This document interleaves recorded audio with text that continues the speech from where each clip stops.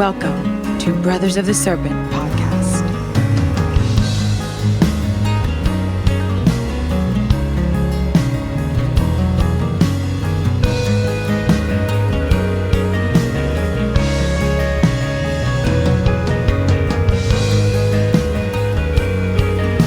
And welcome back, ladies and gentlemen, boys and girls, angels, demons, monsters, serpents, skirtards, snakes, and sloths, and weird mummy thingies.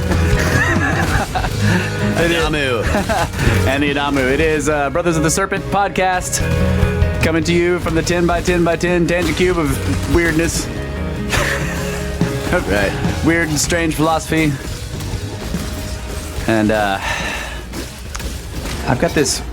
I've been reading this news story that's been, I don't know what to think of it, so I'm just going to talk about it. So in Peru, they found this set of 5 mummies. So this is near the same place where they found all the longheads. Okay, the 300 longheads. They're kind of buried near Nazca. They've found these mummified bodies that, I mean, they straight up look like ET. Or I should say the faces do. The heads look like ET, but the bodies are very strange. They're real thin and spindly, and a couple of them were buried in the fetal position, sitting upright. And I haven't seen a picture of this one yet, but they claim that there's 4 of the large ones, and then there's one that's a baby or a fetus or something like that. But I mean, like, here, I'll show you this picture. Like, here's the face of one of them. Whoa. Yeah, he looks like a gray. Yeah. And so people, of course, were like, oh, those are fucking hoaxes or whatever. But so they got x-rays done, and they have skeletons. Oh, yeah. I think I've seen something like this. Did I show you that the other day? That's what. I don't know. Didn't they find one of these? It's like really small. Yeah. A Okay. really tiny Yes. one? And it was that was also in Peru.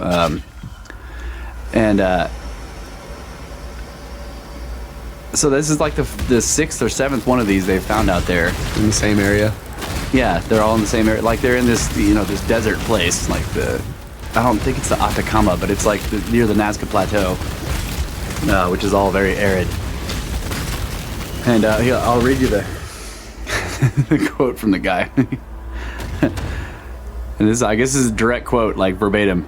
Nobody has proven that it is fraud. We are going to present preliminary evidence that will determine in the eyes of the media that these are true specimen. And if there are still doubts that this is real, the obligation of Peruvians and the whole world is to preserve these bodies to find true answer. It's pretty good. Yeah, stated. I'd say it's well stated. It's missing some small words in there, but it's okay. Articles. Yeah. Articles of unimportance. But okay. Obviously, we don't know anything about these things, but like, what do you think of that? Like, do you think that these are alien, or could they be some unknown species of hominid? I mean, I went through the whole alien phase where I was like, it was aliens. Yeah. But I listened to the Graham Hancock's books, Fingerprints and Magicians, and I mean, he makes a very good case that I guess really there's no definite evidence against the idea that that any of this strange stuff in the past and ancient past that we can't explain was not done by other humans or people that were from here. Right. And I also believe it is possible that there are other hominids, other species of hominid that were intelligent. So I don't know. I mean, they look like the typical alien, Yeah, which of course makes you immediately suspect it, right? You're like, that's kind of like, why do they look exactly like?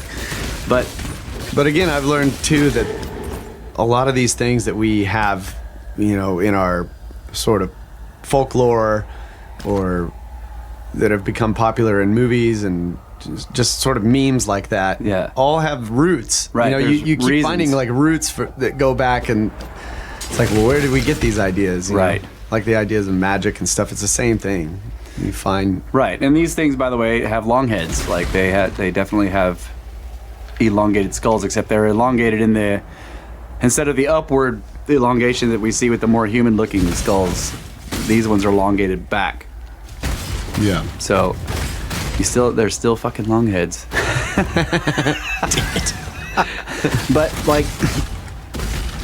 Okay, so I understand what you're saying. Like, I had the same progression. Like, for a while, I was like, fucking aliens, right? And I mean, I'm watching all these videos about shit people have seen, and like, and then I'm reading things about artifacts found in the past. And of course, then there's ancient aliens.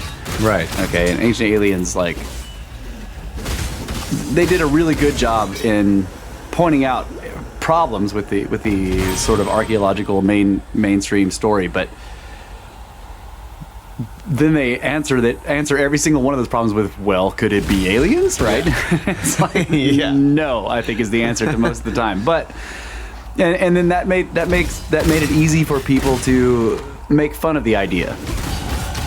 Right? I mean, that's really, like, we use the, I'm not saying it's aliens, but it was aliens thing we use that in a kind of an ironic way, because that original meme was making fun of that. Right.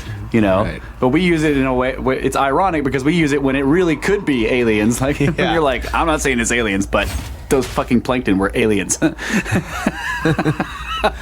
Right? Yeah. So I also think that it is. I just think that the probability of intelligent alien life existing out there somewhere is extremely high. Like, yeah. then 38 million highly intelligent, advanced civilizations should be out there, according to the Drake equation. right. 30, and that's in this galaxy. Like, Right, but the probability that they've come here, I don't know. right. So, but even if we use the standard model, which says that we can't exceed light speed, probes. Even if you just say, like, the Black Knight could be an alien probe. Right. But yeah, like, whether or not they actually came here physically, I still think if there's really going to be that many of them out there, they would have gotten here at one point. So what I've come to now, like, and I went through the progression that you did too, like, where I thought it was all aliens, and then I started to, like, See the possibilities that it well, could yeah, have just been. it became more fascinating to me to think that there was a precursor civilization that we don't know about. Right. Yeah, me too. But you have to still contend with this problem of all of these legends of the gods coming from the sky. Right, but You could say that they were flying hominids, right? The people that lived here somewhere else. Right. Okay. Like, Yeah. they flew here from somewhere else. Right. Here. Right. Like they They flew. They went and visited the flat earthers of their time, from the other side of the globe. Right. I mean, the story of there being a cataclysm that wipes almost everything out, but there was a very advanced civilization before the cataclysm, but then some people from that advanced civilization survived, and then they like say it was a kind of what's that place in Colorado? It's the NORAD base that they have under Cheyenne Mountain. It's a missile command center, and they've got, you know what I'm talking about? I don't know. Okay, they're in Colorado somewhere, underneath Cheyenne Mountain. They've dug this, massive underground bunker, and it's like NORAD. They monitor both coasts for any kind of incoming ballistic missiles for nuclear war or whatever, and they're way down underground and it's nuclear hardened, so that, like, no matter how many, Yeah, hence the name. No radiation. NORAD. NORAD. Scientists, they always do that shit. Yeah. And let's pronounce it NORAD. Yeah. That's also an acronym, though, that makes it even more interesting, because it's NORAD, but it's also an acronym. It means, like, North American Observation something. I can't remember. I can't remember what it stands for, but it does have a it's an acronym. But anyway, like, say that there was something like that in the ancient past, like, some scientists from that civilization that were down in a bunker. Maybe they were messing around with, because they seem to have like done a lot of tweaking with genetics, right? So they're down there so that if they make anything that kills everybody, it doesn't get away. We have facilities like that too, out in the desert. They've got these hazardous biological facilities, and they're way down underground, and every single one of them has a bomb that'll go off automatically and destroy the whole place if some like strain of bacteria gets out that's like deadly, starts killing everybody in the laboratory. The bomb goes off and destroys the whole thing. So let's say that some scientists were down in something like that, and then the cataclysm happens, and these guys survive. So they come out, and not only do they have all this knowledge, but they have some equipment, right? Yeah. And so they're able to fly, to all over the earth. Like they want to try to restart civilization, so they fly everywhere, and they are the gods. So I've thought of that, like that's a possibility. Yeah. So it's still not aliens, and they may have looked different because there were different hominids around back then. I don't know. I mean, like pre end of Ice Age, they were fucking mammoths and saber-toothed tigers. There could have been hominids that looked different too. Yeah. But the only ones that happened to survive they're the only hominids that happened to survive the entire cataclysm were Homo sape, us. Yeah. And the rest got wiped out. But there were these few that survived that were kind of tall, maybe 8 to 10 feet, had big eyes, like, the descriptions of the gods. Huge beards. Yeah. Shoulder rivers. Yeah. And bowling pin hats. Yeah. Damn it. But I still think, and you know what makes me think of the alien thing now? I look at the Native Americans and a lot of their lore, and I'm like, they're still the things that they talk about, the star people. Those aren't human. They weren't other humans. They just don't. It doesn't seem like that. It seems to me like from their legends, I still see paleo contact, but it may have been long, like 30,000 years ago. Like, yeah. Way in, like that. Okay, that petroglyph you were looking at in Moab. Those are not other hominids. Yeah. Those are fucking shadows. They're hoverids. They just hover there. And Hoverids. They look. They have the upper torso head shape of a hominid, and then down below it just turns into a shadow. That's right. They look like bowling pins. Yeah, they kind of do. But another thing that I've considered is, well, I would just say this. It seems to me like when I observe nature that we're the aliens. Yeah. Like you watch these animals and what they do with each other. Yeah. Different species. Right. They all have their place, their little niche, and they stay there. And Yeah, and they kind of just get along. And obviously you've got predator and prey and all that kind of stuff. And so when a lion comes around, everybody runs. But there are a lot of species that realize that, for example, these birds know that the buffalo are not a predator to them. Yeah. Right? And they land on them and just hang out on their horns and whatever. Yeah. But that never happens with us. Right. You don't just... Unless you're a Disney princess. Yeah, exactly. But it's like we have these strange traits that are unlike any other creature on this planet. Yeah. And there are other creatures on this planet that are kind of like that, like octopus. Right. But of course they're in a totally different world. Cephas. They're down underwater. But they still they fit in their environment, and we seem to not really. Like right. Where I wonder, like, where do we actually fit on this planet where we don't have to build tools and do anything like that? Right, that is a good point. There's nowhere where like with our whatever natural tools we have that we could survive. Right. Like we have to be covered with stuff because the sun burns us, or we freeze. Or right. So rather than it seems kind of backwards to me, the idea that we're the latest development. Okay. On the planet, because it would seem like if adaptation were correct, then the latest development would be the most well adapted to all types of things on the planet in order to survive really well, Well, but yeah. I mean, that's one way to look at it, but it seems more like... But our adaptation is our ability to adapt by building shit. Right, which means that we could be extremely freaking ancient Yeah, that's true. as well. Because how long... We haven't had to physically adapt because we can adapt the environment to us as opposed to adapting to it. So at some point, evolution was like, hey, I can actually like build this thing that can make itself look like trees without, I don't have to actually make it look like trees. Right? Like you got this bug that looks like a tree leaf or something, or a walking stick. It's like nature was trying to make the animals look like other things in nature. And then it realized like, oh, let's try this. I'll just make this thing be able to make himself look like it wherever he goes. Right. And I don't have to make his skin be able to change color like a chameleon or whatever. You're saying like evolution got lazy like Enki with the... he got tired of making the Adamu, so he made them able to reproduce. Because he was like, damn it, I'm tired of making them. Yeah. So evolution was like, damn it, I'm fucking tired of doing all this adaptation work. Let's just make something that can adapt itself. And it's weird that it only came up with that idea once. It was like one day it was like, it was done. Opposable thumbs! Done. Yeah. Once. It quit after that. Why not give everybody freaking thumbs if it works so well? That's a good point. Well, raccoons got thumbs. Oh, yeah.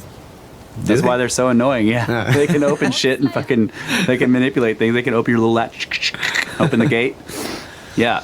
Yeah, right. It just seems like I don't know, we just seem like we don't really fit here. Yeah.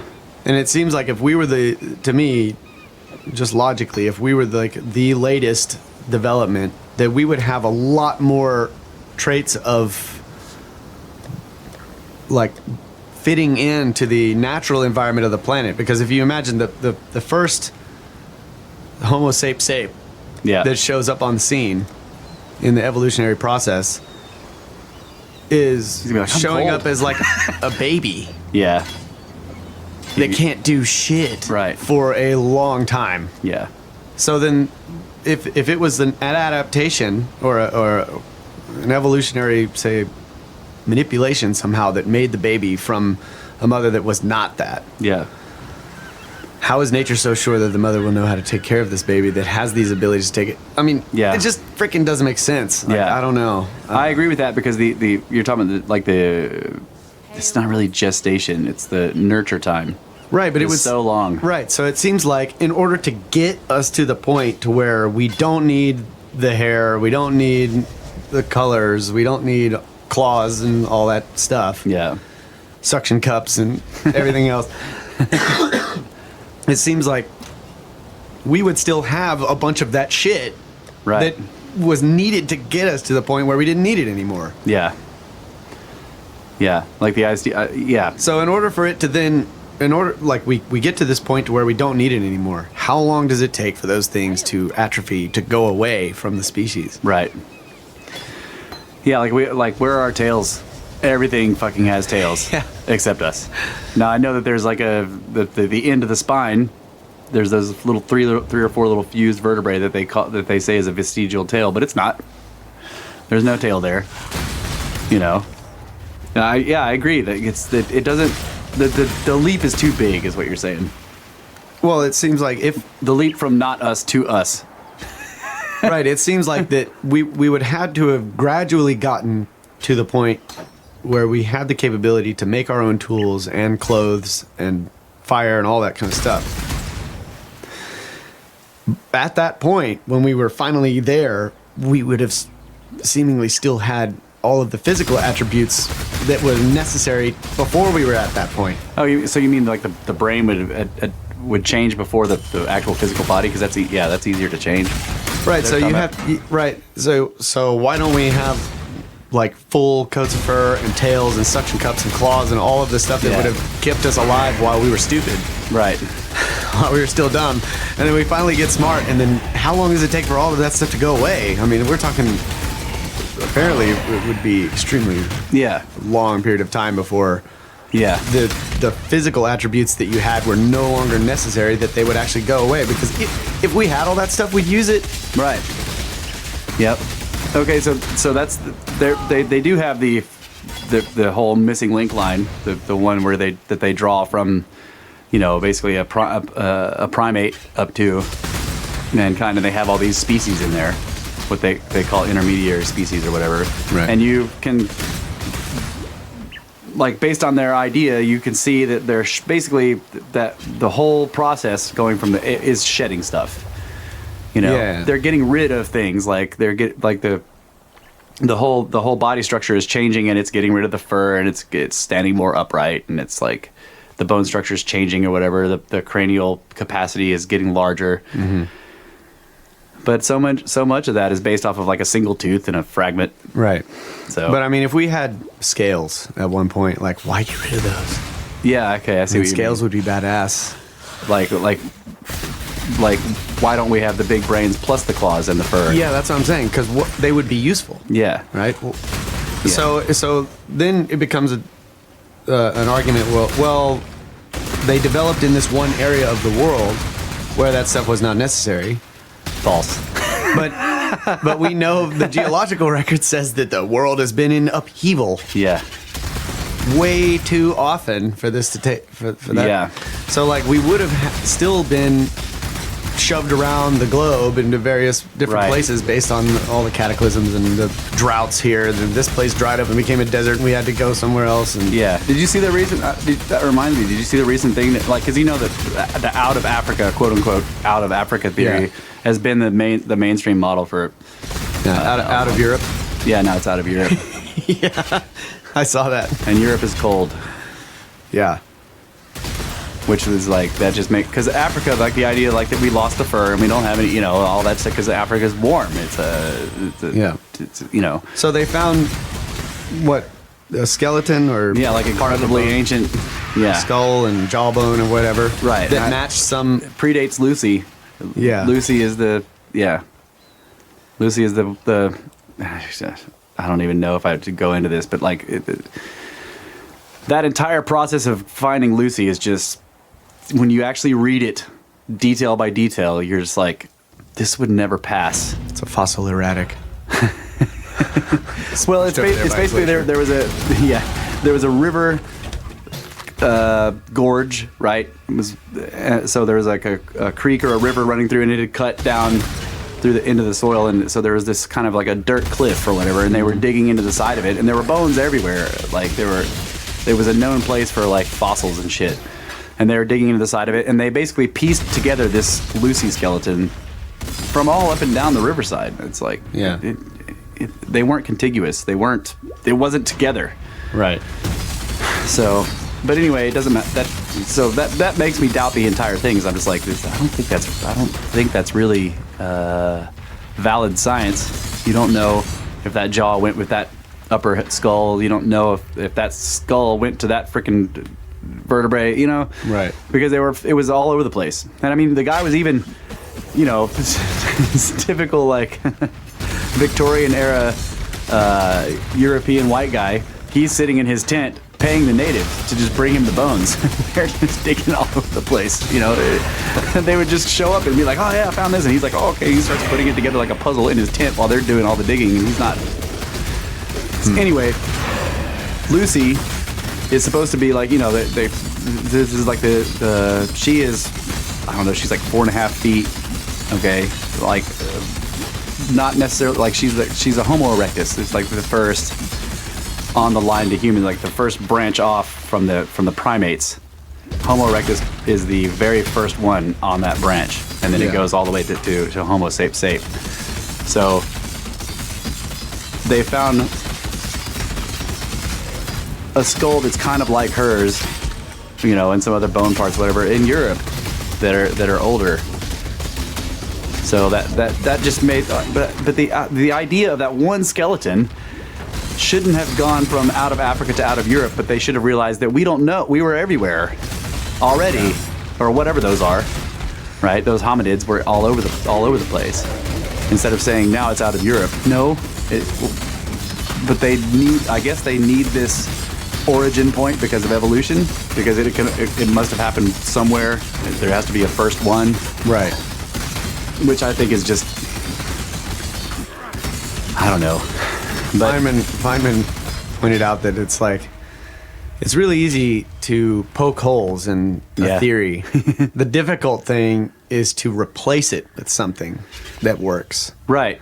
So it's like, we can sit here and say, yeah, That's dumb. evolution is just like doesn't. There's all these problems with it, and he was saying that like, he was doing quantum mechanics and stuff. I do have a theory. Yeah, I'm just saying. I'm just pointing out the idea. Like he was doing quantum mechanics or whatever, and they have these problems with the theory, but they're still using it because it's the best thing that they've got. And he would get all these letters that people were saying like, "Oh, it doesn't work because of this," and he's like, "I know." Right? But it's the best thing we've got. You're not. And he was like, I would read them, but I wouldn't respond because it's like too many. Yeah. And I'm just reading them to see if like maybe they have something. Maybe, yeah. But all they're doing is naysaying. Poking holes in the same places we know there are possible holes. Damn it. We should. Damn it. We could write them about fucking Elastic Universe. Yeah. Well, I know that's not necessarily what you're doing. I'm just pointing that out. Like, yeah, no. It's easy to say it doesn't work. I do believe in. I do think that that there was some kind of evolutionary process. I just don't think that it was by chance. And that's because I think that consciousness interacts with our material universe at the quantum level and is influencing things. Yeah. So think of that. That would explain why we have these. There's a cataclysm and a mass extinction, and like the Permian one, right? The Permian, like it's just fucking killed everything. Yeah. And consciousness is like, damn it. But then all of a sudden, bam, there's all this shit. Now that could be because you're looking at geological strata and like fossils aren't common, and so we get, like we talked about in like I think episode 2, you get these like photographs, like a flashpoint of like, this is what the Earth was like 500 million years ago. And then this is what it looked like 550 million or 450 million years ago. So 50 million years later, it is an explosion. It's not an Well, it is evolutionary. Like if you go from like having nothing but amoebas in the ocean to like having ferns and like crabs and shit in 50 million years, that's pretty astonishing. Yeah. Which is what the Cambrian explosion looks like. You get this massive extinction event, and there were fish and other stuff, and it wipes them all out, all the way down to like single-celled stuff, and then the next strata above it, the next cataclysmic one that has all these fossils in it, has all this different life forms. That makes sense if there is agency to evolution. If the evolutionary process is intelligently controlled and something is purposeful about it. And in other words, it isn't, you don't have to deal with failed species or, like failed mutations. Like we do get mutations from radiation and stuff like that, but instead of relying on chance mutations, because that will take a lot longer, instead if you just have consciousness like influencing things from the quantum level up, then what would happen is you would only get viable species. Yeah. You know what I'm saying? And the adaptation is like an automatic thing. You can let things adapt, but a fly is not going to adapt into a fucking pterodactyl, right? Yeah. But the pterodactyl will be bigger or smaller. Like there's those there's those like miniature elephants in the Galapagos Islands. They're like freaking the size of dogs. That's an adaptation. The elephant is the same. It's just small. Right. Right. But it didn't grow like a second trunk or freaking fins or whatever. It's like it's not speciating. It's just like adapting itself to wherever it is. Yeah. So that's an automatic thing that's built in. But crossing species there just isn't any evidence of that. Because there should be more intermediary species than there are actual viable ones that last a long time. Right. Yeah. That's another problem I've always had with like. And yeah, so the idea of like the missing link has always been tied to. Okay, this is what I think has been happening. There's the classic picture of the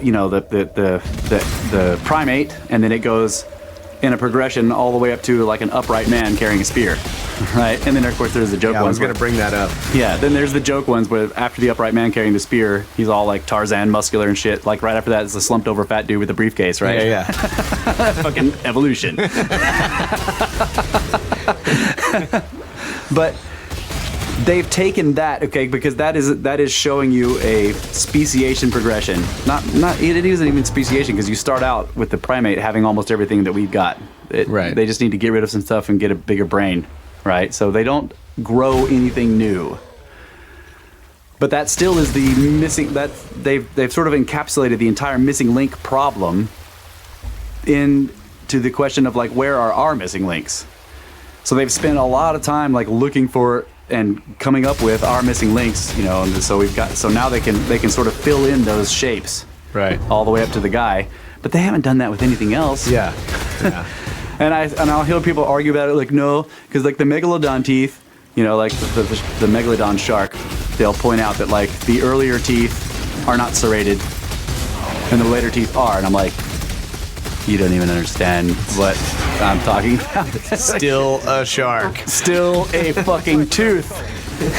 Yeah. Not only is it still a shark, that's still a tooth. You started with a tooth and then you got a serrated tooth. That is not speciation. Yeah. It was a different species because it had serrated teeth. Okay. But I still think it's an interesting question. Why can we line up these different species and see that there looks to be a pattern Yeah, I agree. between them? That's very interesting. Right. It is interesting. And it's extremely interesting that there isn't a perfect linear development. Right. That we have these like definite thing like harmonics or something Yeah. Oh, yeah. of the thing. Like you start out with, you know, the sort of It's like the what do you call it? Like the lemming is harmonic of a lemur or something like that. yeah, kind of the like same you start guy. out with the like why can't I think of this? Lizard swims underwater. The lizard, you're not talking about the trilobite? No, just like a whatever thing lives in the water and An eel. and it like then you have one that looks a lot like that but has like little legs on it, and then you have another one that has a little bit bigger legs, and then Salamander? Yeah. Okay. And then the next one has like dry skin and scales, and Okay. like, you can line all of these things up, and then you've got, you know, this alligator or whatever. Yeah. They look like There's a progression. there's a pattern Right. to them.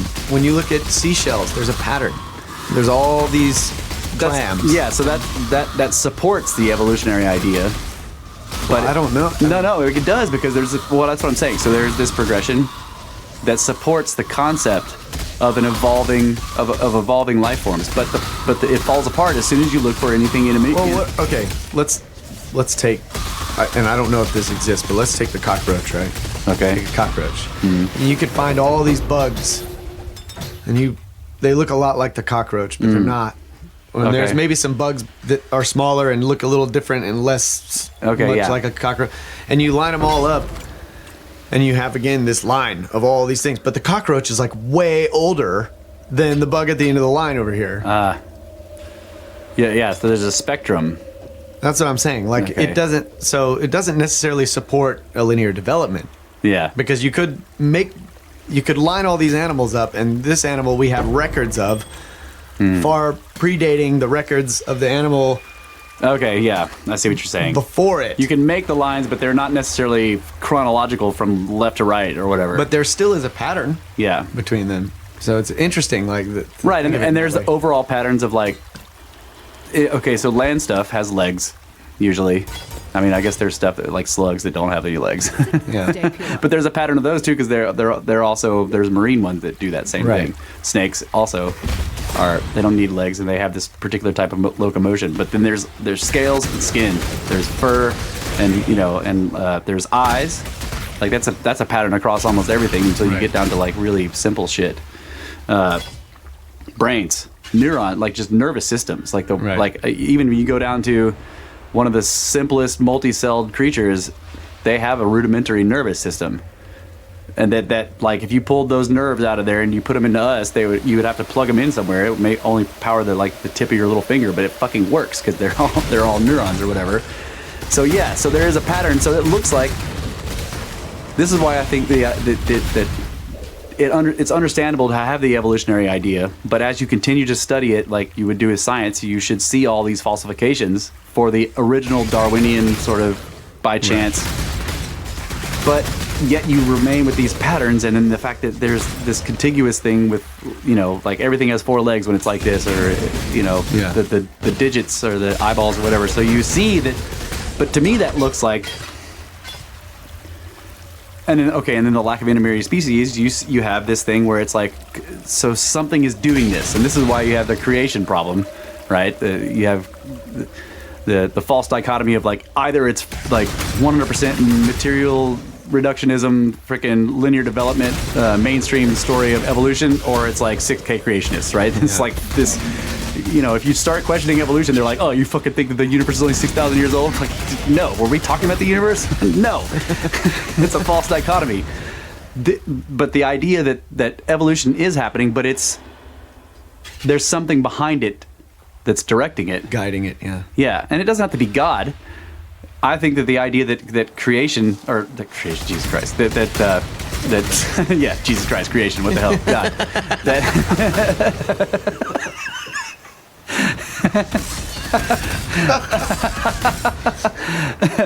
That the idea that consciousness is directing it, because consciousness is trying to interact with the material realm. Yeah. And it's developing life that it then inhabits. That's cool. I have some questions about that, but we need to take a break. Yeah, we do. We're 6 minutes over. No, we're not. Yeah, that's right. Time does not exist in the science cube. We're 5 or 6 snakes over. Snakes.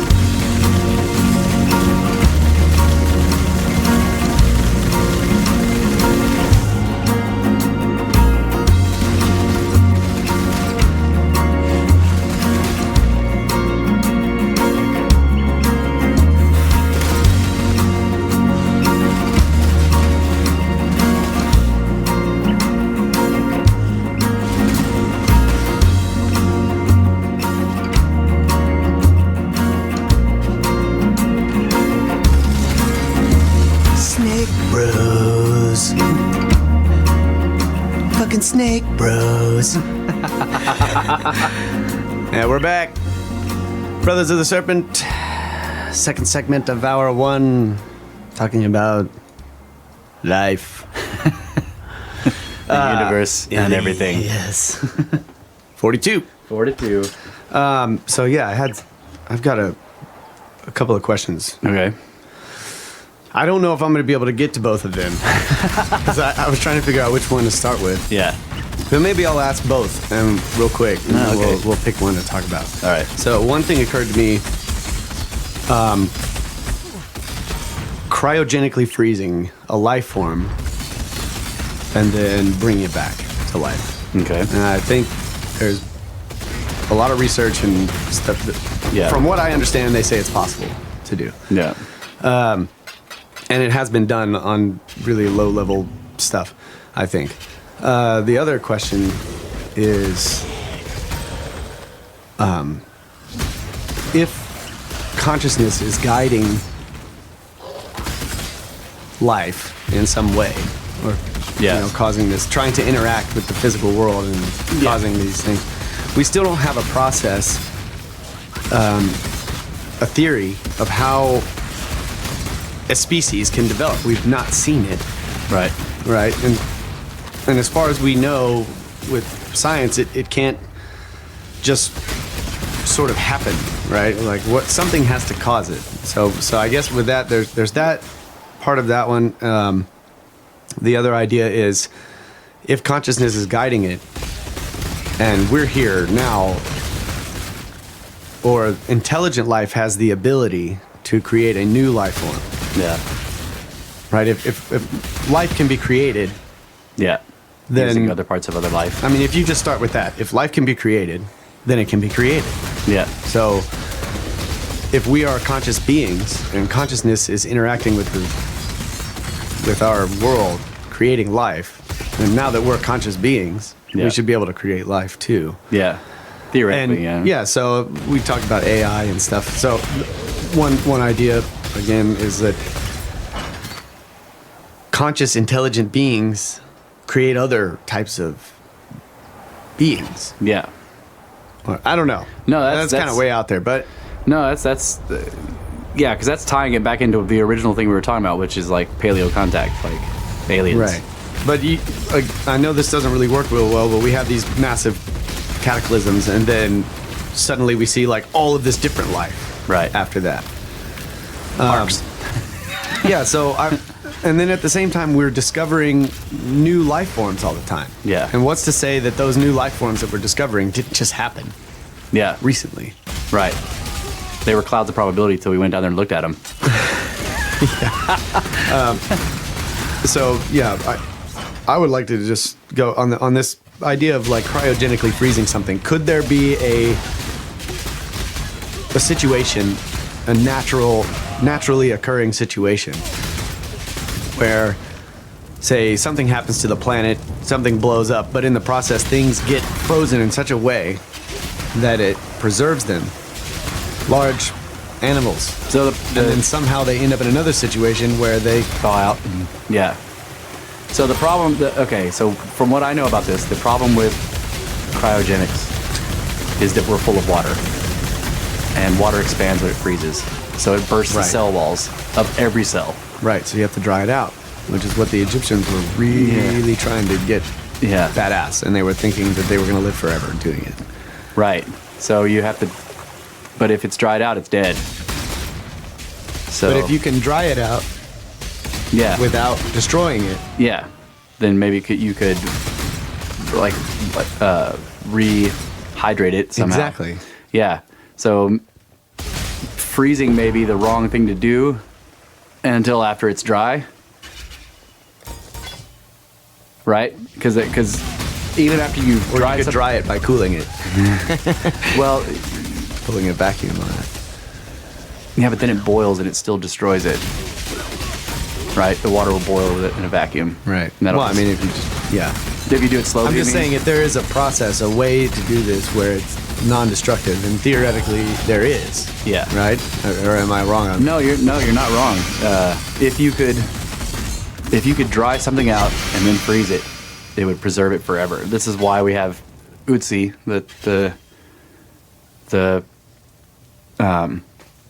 they found him in Austria. He's like the frozen. You know, they called him the caveman, but he's not. He's advanced. They found out that he had like meridian points tattooed on his body and shit, which is like Chinese technology. Like, you know, it's but he was found in a glacier in Austria or something like that. So way up on the mountains, some people were hiking up there, and like because of global warming, the glacier had been melting back or whatever, and they noticed what they thought was a body, you know, and they thought that it was a missing hiker. Somebody had died, so they notified authorities, and then when the you know, the park people or the rangers or whatever, they went up there and they were like, ooh, that's not a recent hiker. He's wearing a butt flap. So then they went and got the archaeologist, and they came up there and they thawed him out, and he is like, I think they were saying he's like 5,000 or 6,000 years old. Maybe he's older than that. I don't know, but they called him Utsi, and like for a long time they thought he had been murdered. Like he was up there hunting, and somebody came up there and like hit him in the back of the head with a stone hammer. But he also had an arrow wound. Okay, so this is why they thought maybe at first they thought he was hunting, then they thought maybe he was being chased because he had a wound from an arrow. You know, like an old. I think they found the arrowhead still embedded in him, or whatever. And he was hardcore. Yeah, he was hardcore, and he was up there in the mountains where it would presumably have been inhospitable. Yeah, the mountains were hospitable, and then he took an arrow to the knee. I used to be a caveman like you, and then I took an arrow to the knee.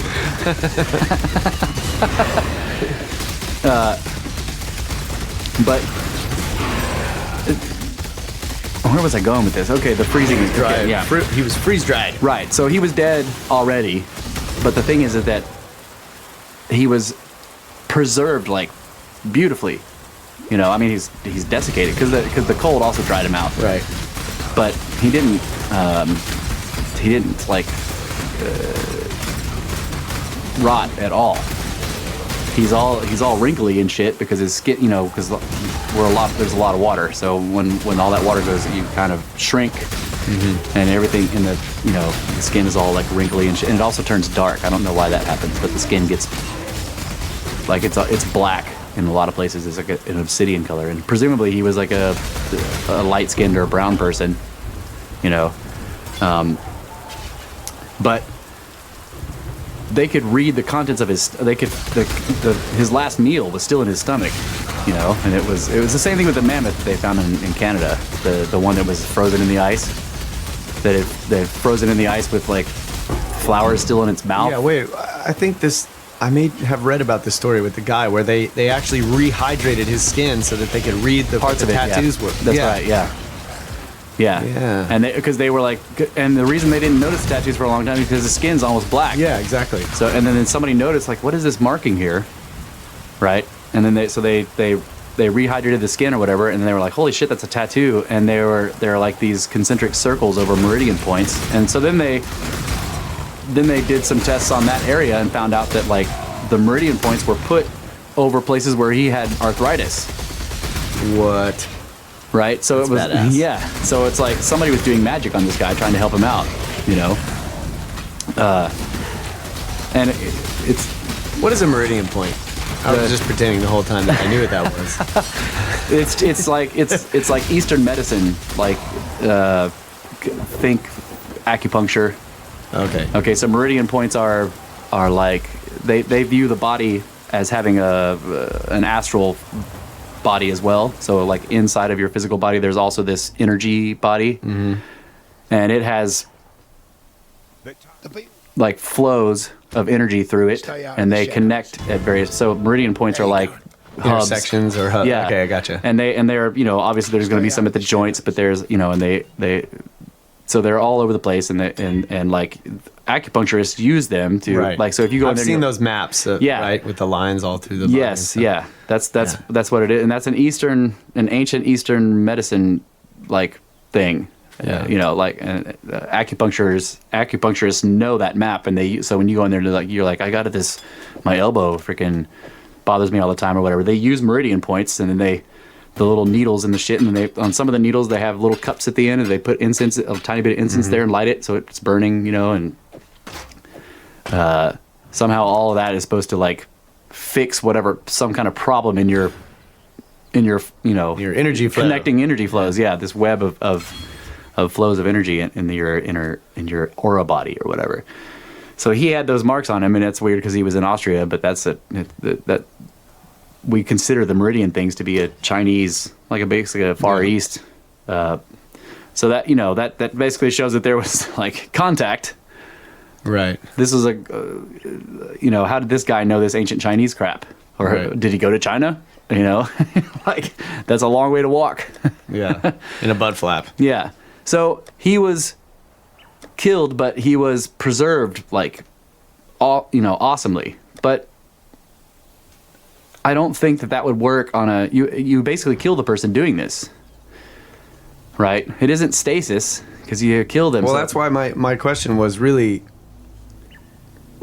is it possible that there is a naturally occurring thing that could cause sort of, I'm saying cryogenically frozen, but what I mean is like preserving life in stasis, basically, in outer space, in a vacuum.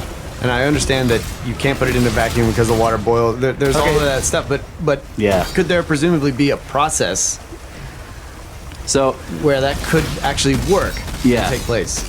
I think I have no idea, but this is now what this is making me think, and I've never connected these things before, but like I'm thinking of near-death experiences and what happens during them, and the fact that like no matter what the process is, it kills you. You die. I mean, all functions cease, right? You have no heartbeat, no brain patterns or whatever, and like it goes into stasis. But the thing is that what's happening to the spirit while that's going on? The spirit's like the body's dead. It leaves, goes to the other place, and like, so I don't think it'll work because when you reconstitute, even if you could fully reconstitute the person and like fully rehydrate them or whatever, they're dead because the spirit's gone. You know what I mean? Yeah. So maybe it'll work if the spirit can come back, because all the near-death experience, like you know about resuscitation technology is getting better and better. So there are people that are dead for time periods that were previously considered to be completely impossible to come back from because you'd be a vegetable. You know, like if you don't have a heartbeat or any brain activity for a minute, if they resuscitate you and get your heart going again, you should be a vegetable. Like that long of a period with no oxygen going to the brain or whatever should just completely destroy it. And yet people come back and they are fine. Now, are there experiments done on this type of thing with like clams or I know that slugs? You know, it's like how long can a slug be dead before you can bring it back and it's still a slug? Yeah, I don't know because the reason they're getting good at it with humans because we're trying to revive them after they die. Right. And that happens all over the world every day, all the time. Whereas, like, if there was something like that with a slug, it would be in one lab and they're just doing it. So I think that the resuscitation ability with humans is advancing so quickly because it needs to. Right. And because people are using it all the time. Right. And there are some doctors that are just like they have brought people back after 4 minutes, 6 minutes, 10 minutes, 15 minutes. It's just ridiculous. Like I mean, there are people that have been dead for hours. Like there was a story that I was recently reading where a woman woke up in the fucking morgue and sat up and she was like, "What?" And she asked for tea. She's like, "Oh, is it some tea?" Whoa, you're dead. And she was fine, dude. She was fine, but she had been dead for hours and hours because they had like long enough for somebody to find her, and put her in the freaking thing and take her to the morgue, and like she was in a body bag on the, and she just freaking sits up and she's like, "Oh, some tea." That's to me that's direct evidence, not proof, but direct evidence that what really animates us isn't physical, or it's more than physical. Yeah, well, I mean, what animates us? Like the Greeks used to call the soul the animus. Yeah. Right. It's animating these life forms. Like a rock isn't animated. I mean, if it is, it's on a really long time scale, so we can't see it. It's like because rocks do move around, but it seems to be, especially in this one lake in Arizona or somewhere. Yeah, the racetrack playa in Death Valley. Yeah, those rocks move around. By the way, they think they have that solved. Nah. Yeah, it's a pretty good idea, but I don't see how it quite works. Cymatics. Yeah, I think that idea is great. The whole thing is going from the wind. But anyway, I think that's what it depends on. Like whether or not cryogenics would work, or any kind of cryogenic process or preservative process, it would work if the spirit returns. Right. So in a time of cataclysm when entire species are dying, then the conscious realm, the spirit realm, wherever that is, realizes like, okay, it's getting packed. It's necessary to reanimate. Yeah. And so, like, you see what I'm saying? Yes. So right now it's not necessary. Oh yeah. Like when someone dies, it's not necessary to like reanimate them or whatever. But you have a mass extinction event, right? And after that mass extinction event, it's like time to like reanimate stuff. Yeah. So if it can, like imagine if you were a spirit trying to go back to something that hadn't been thought out. Like, how do you need somebody there to kind of like cryogenic. Right. But that's the other thing. If consciousness is trying to interact with... But hey, there are those stories of like people breaking open rocks and there being a frog in there. Yeah, that's what I'm saying. Like if consciousness is trying to interact with the physical realm, and that's what all this life stuff is. Well, and if it is interacting with it on the quantum level, then it is interacting with rocks.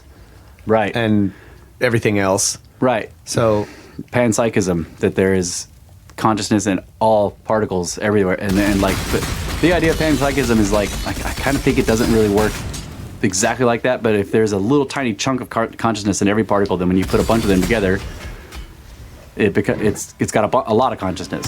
Yeah. Right. But then mountains should be like the most conscious thing.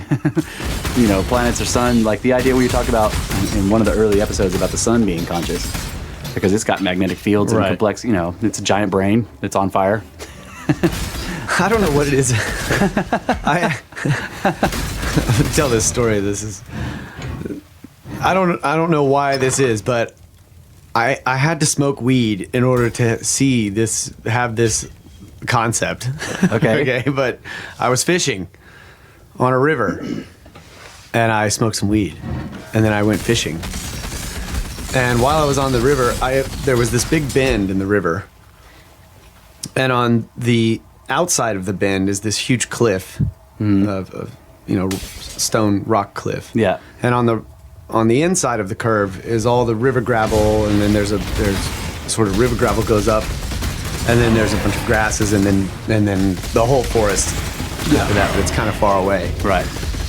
And on the side with the cliff, like, there's some areas at the base of the cliff that have land, and there's some trees there, cypress trees and all this, and then there's this large rock thing, and then at the top there's all this vegetation hanging off. You You mean there's the actual rock cliffs and the vegetation? Right. Okay. So there's some vegetation at the base of the cliff, right toward the river, and then you see the bare rock, and then there's like all this vegetation at the top, whole forest, and some is just hanging down. And I was at a vantage point where I could see this whole curve moving away from me, and I was hearing all of the life, like, the river's flowing, and I'm hearing all these birds making all this noise and all this stuff, and I'm fishing. So there's all this stuff going on in the water, and I just started to look at that image, and it was like the whole thing, the river, all of it was alive, like in one single sense, as opposed to like all the different things. Yeah. It was. You experienced Gaia. Yeah, I was just like, and like the river carving that cliff and leaving the gravel over here and just setting up the whole scenario and the life that all flocks to it. Right. All the individual little species and everything in there. And I just saw it as like one big thing, and I was just like, holy shit. It just blew my mind. But it was like I had this sort of glimpse of the agency behind the entire thing. Yeah. And so there's all these certain cultures or whatever that believe in like the river god or something, and it's like it is this thing. Right. We've talked about that before.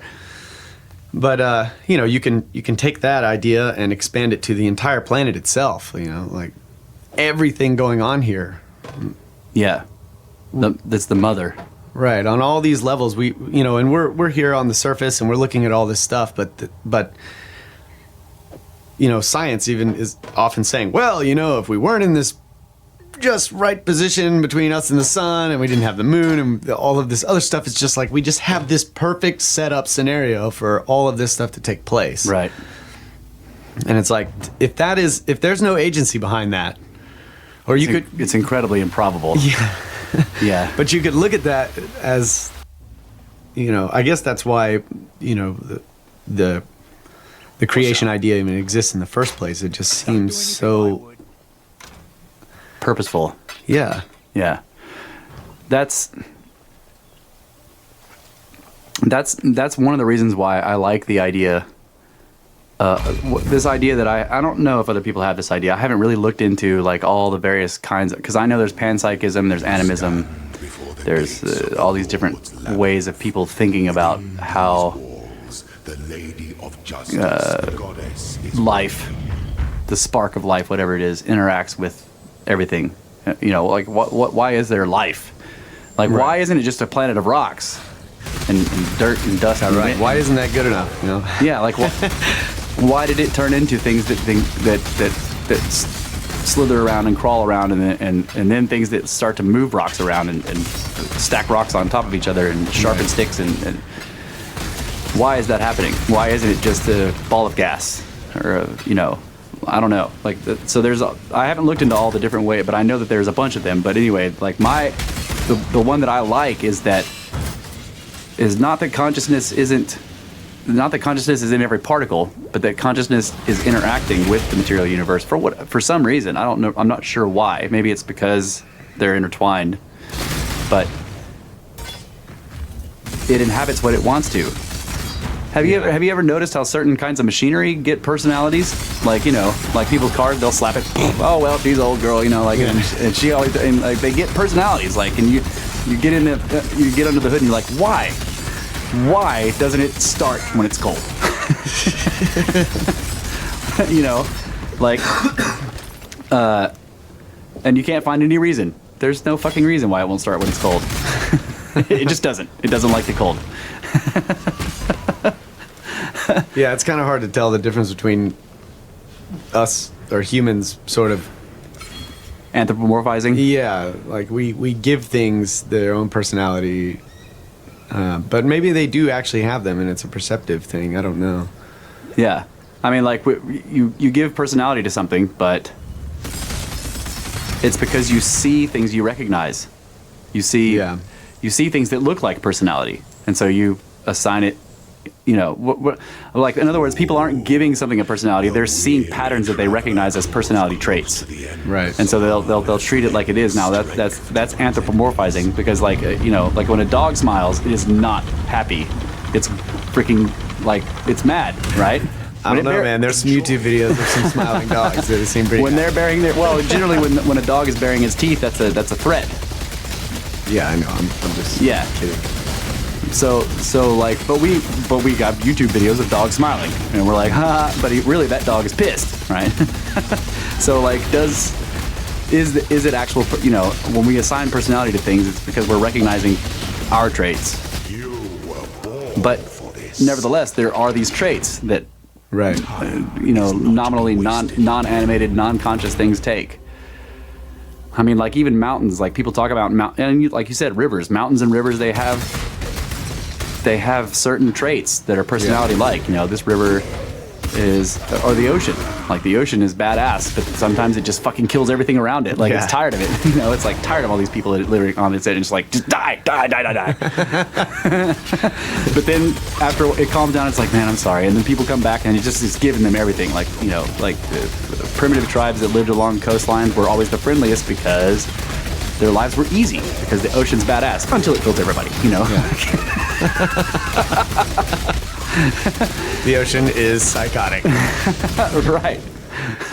And then, so you can see there's with storms and all this stuff, like storms have personalities, you know, or the sky. So you have the storm god, right? And he brings rain and he helps your crops, but sometimes he just fucking kills everyone, you know? Yeah. It's like,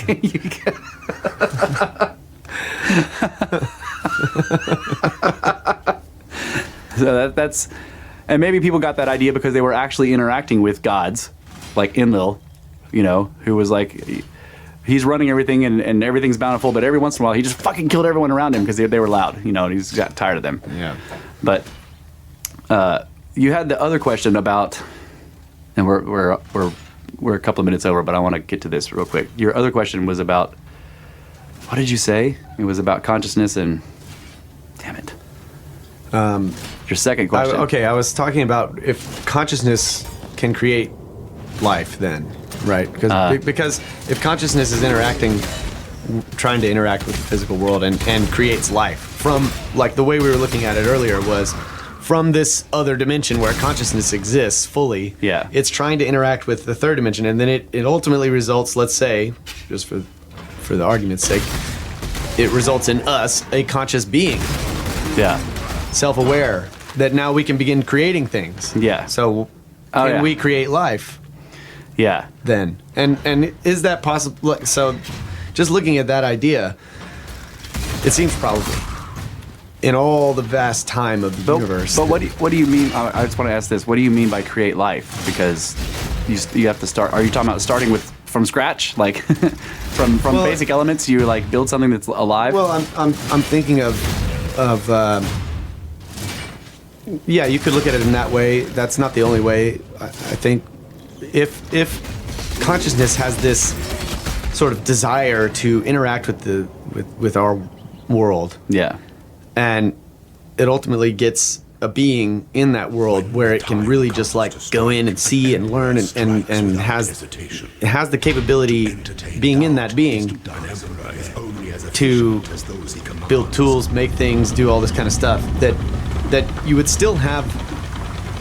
The consciousness would still be creating life, but it was doing it through tools that it built in the world. It would be doing both, like a combination of the two, right? Yeah. So it's still trying to create life from its own realm, but now that it's got like a really badass tool in that world, Yeah. it can start creating it in other, combining Now- forces. Right. We Yeah. got the tool on the inside, and we got the mind on the outside, all working together now. Right. So the consciousness in the other world is working up from the quantum level, and then you've got these macro beings that are working down. Exactly. Yeah. I think that's definitely possible, because really it's all consciousness. That's what I'm saying. Yeah. Right? But now that it's got all these tools Yeah. in the physical world, right? It's so you line up all the animals, and you see this sort of pattern succession. It's like, getting better and better. Right. And it finally, it could use all of them together. Yeah. And then the other question arises, like, with the vast age of the universe, did it just start doing this? Oh. Or has it been doing it the whole time? Did it just start creating the universe? Did it create this realm to begin with, and then dive into it to try to learn more about it? Like making the video game, and then how can I plug myself into the video game? Right. And then once you're integrated into the video game, it's like you're still coding from the outside, but you can go in and do stuff from the inside. Yeah. Yeah. That's kind of where I'm going. So specifically with that idea, is consciousness starting from the scratch, creating the universe, and then interacting with it? There's a whole bunch I could say about that, so we should wait until after the break. So, snakes.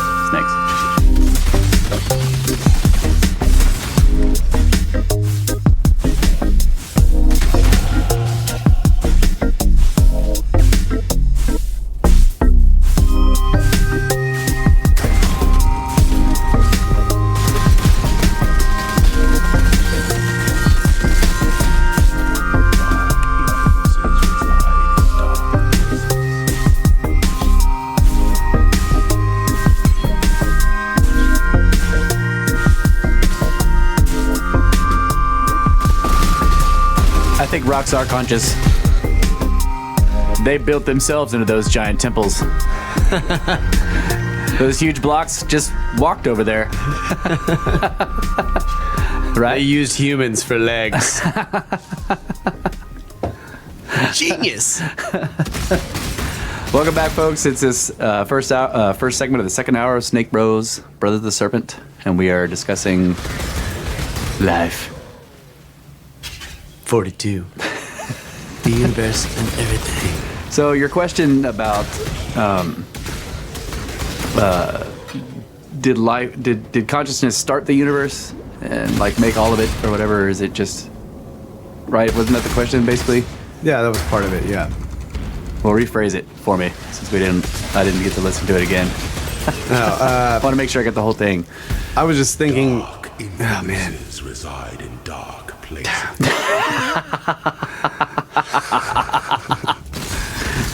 I remember what I was going to say, but I want to make sure that I correlate it properly. Really, I threw a whole lot of different possibilities in there. It was really the basic idea was. Is it just here? It is consciousness. If consciousness is interacting with the universe on the fundamental level, and now it has us, it can interact with the universe with Both. with our universe within it and without. Yeah. So it would combine forces, right? To mess with it in both ways, and so if the key is to create new and better life forms for the interaction, then it could use its best tools that are in the world to help aid that process, which is what that was kind of where I was getting to, AI, the internet, this type of stuff that we're figuring out on the inside, and consciousness is also because we're figuring it out on the inside, the consciousness that was trying to figure it out to begin with is learning everything we're learning. Right. There's a learning process happening. So the idea that, for example, AI, we're like, well, we have to make the code, so blah blah. We need a network that's big enough and badass enough and all this stuff. And it's like, yeah, but it still wouldn't, have. Unless life chose, or consciousness chose to, yeah. So it's like we could suggest that with your idea that we are working towards that thing, and the parts that we're missing, the actual age, the the soul, that we animus. cannot put into the computer. Yeah. But if we're the tool of this greater thing that's We trying should to we should just assume that it will put it there. right, Yeah. we should assume it'll put it there because it would be combining its own abilities, which if it had already achieved us and Yeah. other intelligent life and all of these life forms, then it's working on a new one. It's Yeah. using the tool inside while working on it from the outside. Right. Yeah, so if you think about that in like a much wider context of like the system of the solar system and how everything is sort of Goldilocks, right? Everything is just right for this kind of like for our kind of life, the kind of life that we're familiar with. It's just Yeah. right for it to happen here. And then you if we assume that consciousness is going through a process of this sort of like directed evolutionary process, right? And it's learning. So that explains why you start out with like single-celled shit, and then it progressively gets more complex because Right. consciousness is learning how to be life in this universe. Yeah, exactly. And so if it's involved in the entire process, then the solar system being the way it is and the fact that we're in the Goldilocks zone seems to be part of it, right? Right. That it's arranged this setup. Right. So part of the setup that is arranged is these cyclical cataclysms, Yes. because since it's operating from the quantum level, that basically puts you in you're working with resonances, okay? Because now I'm looking at it as waves. So you work with resonances, but maybe but you're still learning. So then you get some kind of like echoing resonance happening. You learn a bunch of stuff from it, but then it's too strong for you to like completely stop it and start over. So you've already programmed in something that comes in and wipes the slate for you so that you can try another resonance with slightly different things. You see what I'm saying? So since it's working from the quantum level, it wants something to come in and sort of clean the slate so that it can continue to learn and experiment. But at a certain point, it's learned enough now to where it has generated it's generated a tool in the other realm, and it's given it consciousness, or it's given it like self-aware and the ability to build tools. And now one of the things we need to do is go stop this process of erasing things.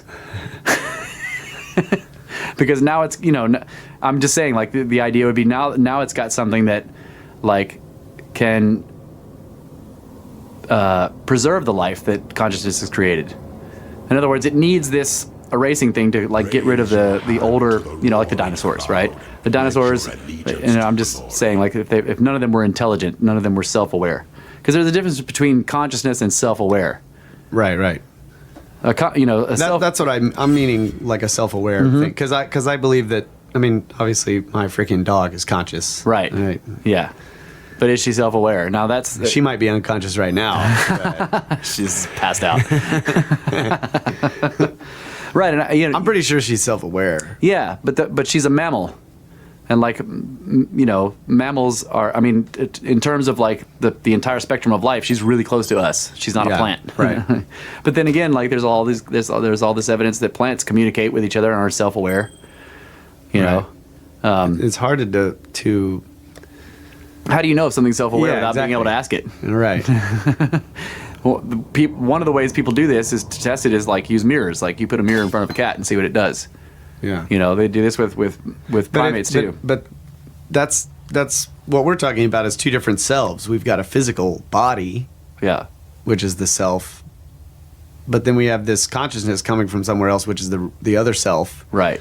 So a plant may also have the consciousness coming from elsewhere, but may not necessarily be aware of its body. Right. In the same way that we are. Right. Aware or of may our not be bodies. aware that it has some other thing.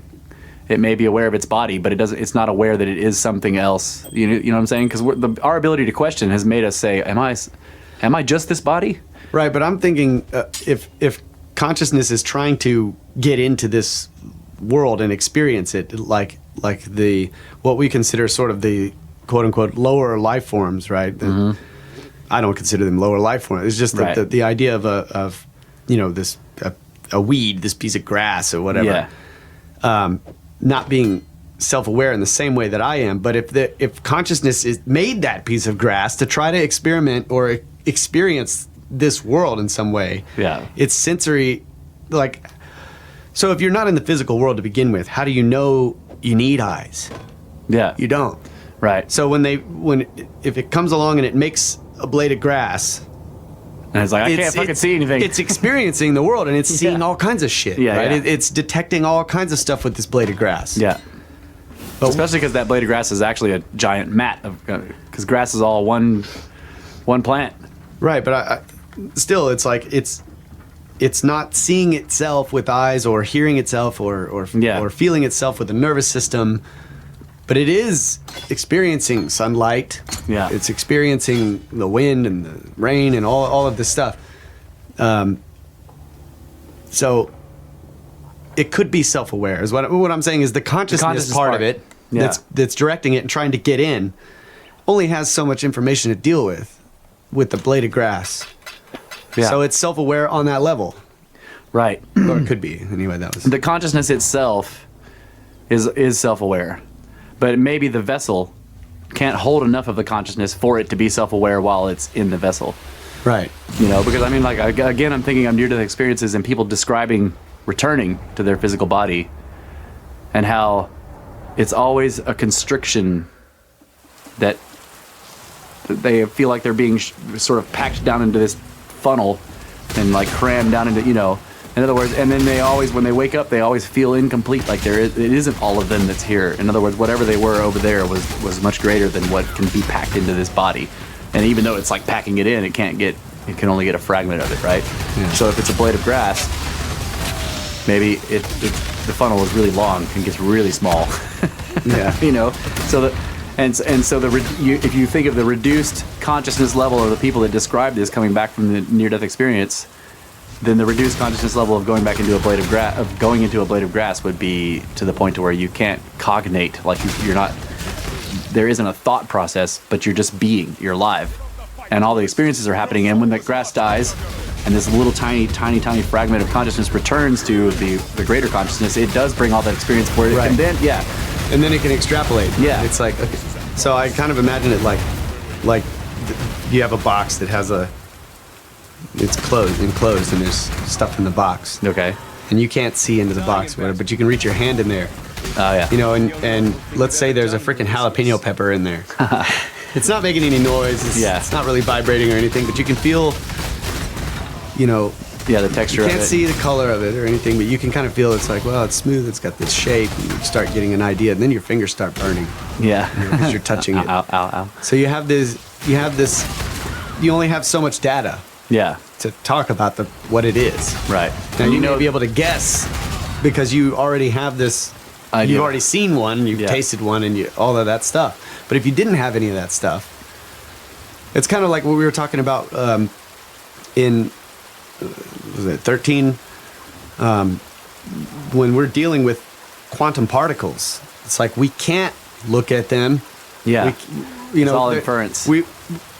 Like all of these normal senses that we use to sort of figure out or build a conceptual model of what something is and how it behaves doesn't work on that level. Right. So we have to sense it in whatever way we can, which is basically like not actually ever directly interacting with it, but just kind of getting vague ideas of what it does under various different, very like limited circumstances. Right. So our hand's in the box, we can't see it, we can't smell it, we can't taste it. We can just barely get this little thing, and we're like, now it's kind of burning, you know? Yeah. Think of the irony of that, where consciousness has built these macro tools that are highly complex, that can interact and, you know, that are intelligent, can change the world around them or whatever. And now it's like perceive it in all these different ways. And now it's in order to be this complex, it's gotten too big to be able to see where it's coming from. Right. Yeah, exactly. That is. And so now it's like it's poking down at this like tiny level and going, what the fuck is going on down here? But that's it. It's it coming from that level. But because we're reduced coming here, we don't know. Right, and that's exactly what the whole point of this tool that it's got in this world is also working back it's working the other angle, working back in the other direction, while the consciousness on the outside, after all the physicists die, the consciousness is like, sweet, like I got a lot more knowledge. A bunch of physicists just died. And you were all wrong. But yeah, that's the idea. Like so it's kind of a new way I'm thinking about this idea of AI, and we've discussed it where it's like, they might be able to make a computer complex enough to be quote unquote intelligent. In other words, it can make predictions and it can figure stuff out. And it can learn. Yeah, that's AI, artificial intelligence, but we're not talking about something that's self-aware necessarily. Right. Sentient. Yeah, exactly. Yeah. So the idea is that perhaps what we're working towards is the same thing that quote unquote Mother Nature is working towards, which is the consciousness on the other side trying to get in and understand more about the world. Yeah. So it's like using us in that world to make something else that it can then do what it's pretty good at doing already. Yeah. To go and try experiencing it in a new way. Yeah. That'll make us like last year's model, though, if we make AI. And we'll go away with the dinosaurs. That's the other thing. Is if the only purpose really is to sort of get into this world and experience it in another way, why are all these previous models still around? Yeah. So they're still you need adding to the data. Yeah, but you also because I was thinking about this when you're talking about the blade of grass. Like, there's also we still have grass, and it's a very simple. All these plants. Like, what are they doing here? They're making it possible for us to be here. Yeah, like consciousness is using its older models to sustain its newer models, I guess. Right. So that was kind of like if. That sort of gives it the whole thing is one thing, right? Again, right. All of this, the positions of the planet and the sun and the heat of the sun and the right type of light and the makeup of the earth that has all these elements and everything. Yep. The whole thing ultimately results in this ability to be able to do this. So you could sort of look at it like expand the evolution idea.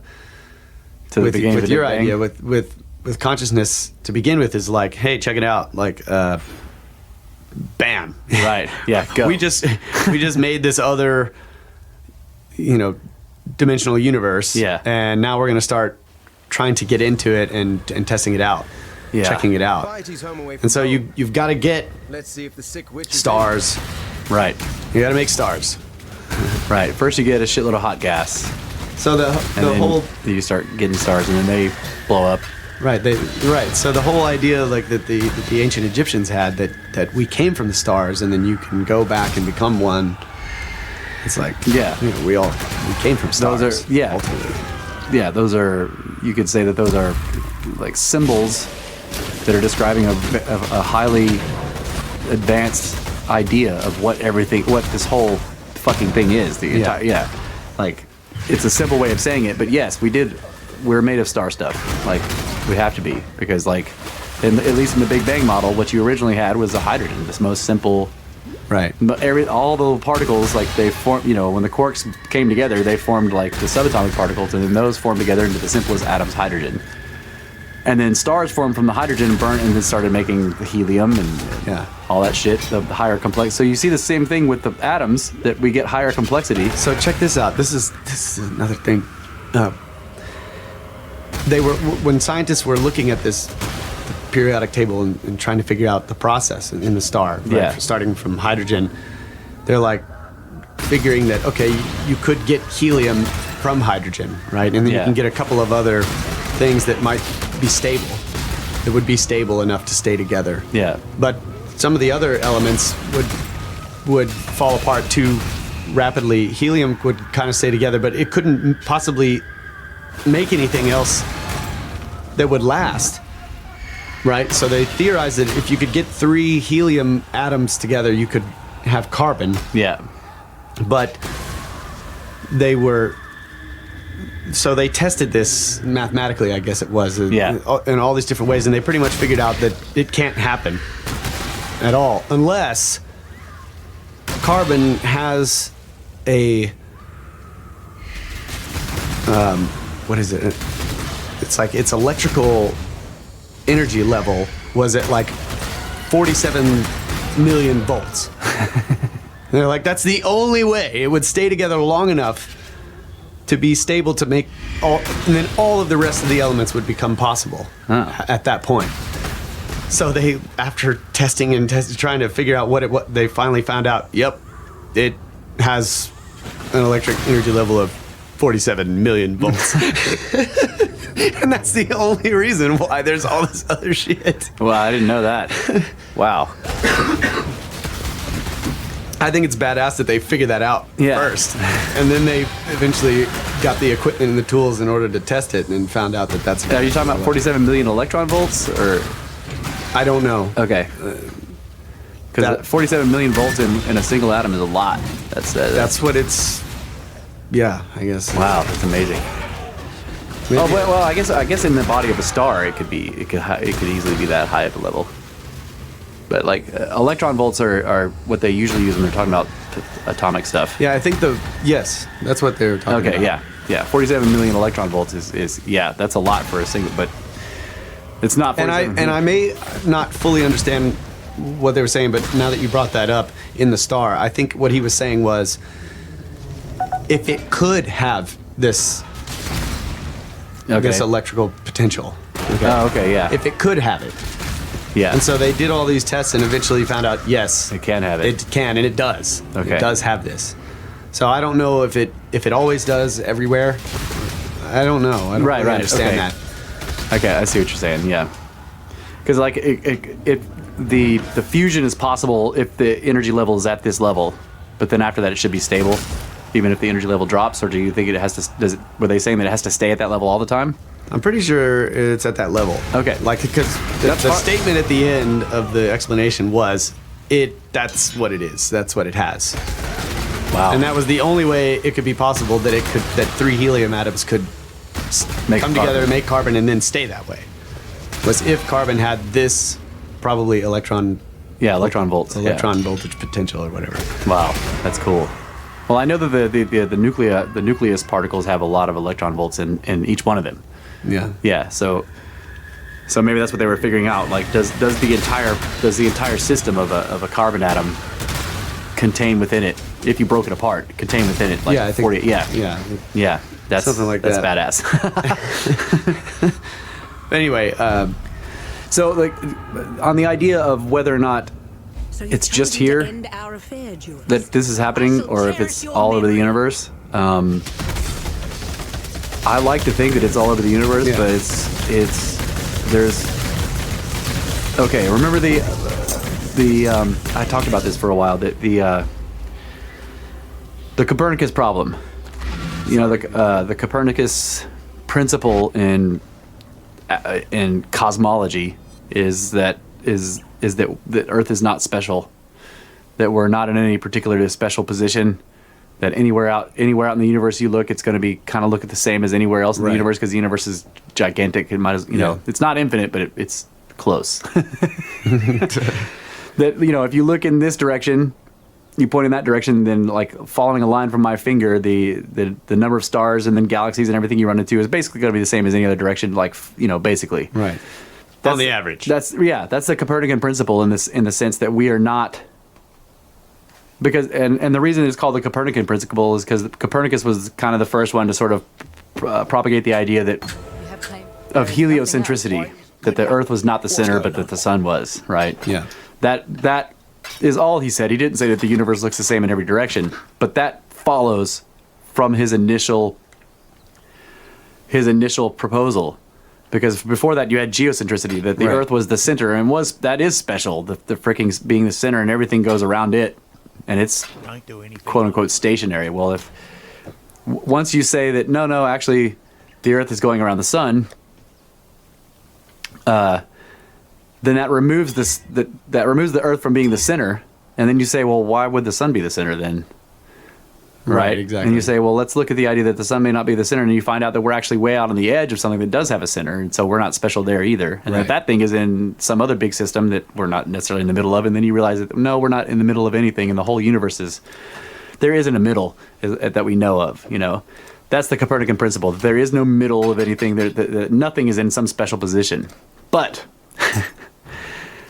recently, they've been putting up, I think it started with the Kepler. I'm not sure if it's the Kepler that's the first one, but they've been putting up these sort of Hubble-like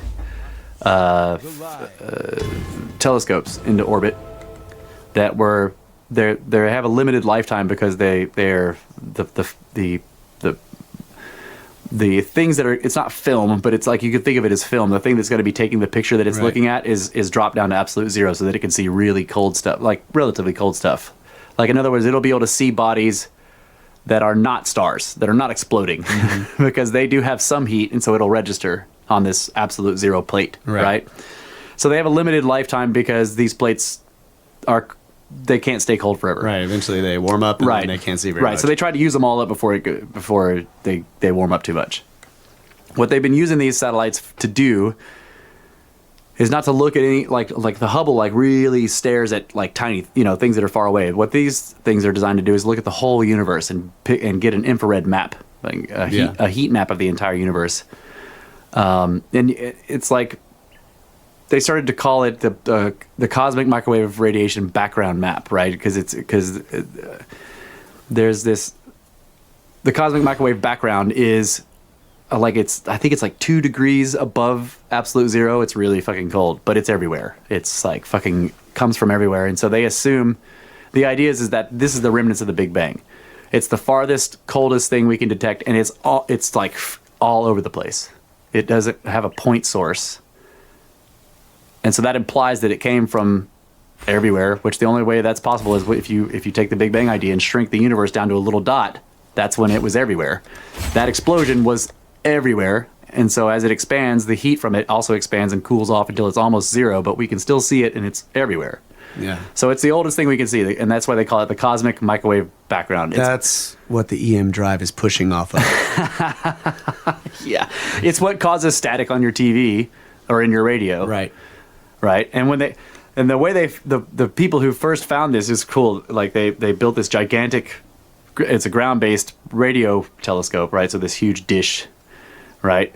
And they were turning it on, and they kept getting this noise, and they were like, "What the fuck?" And they were like, they go out there and they're like cleaning the dish. They kept because birds were shitting on it. They're like, "It must be that bird shit," and they fucking clean it off there and like, you know, go in the still noise. And they're like, who's microwaving their popcorn? Stop microwaving your popcorn when we're using the giant radio telescope. So our annoyance at the birds shitting on the dish is like the same thing that's happening over there on the conscious level. The conscious level is like, I want to get rid of birds. Wait, I can't, because they'll all die too. Damn it. That's right. But I want to get rid of bugs. Let's make birds to eat bugs.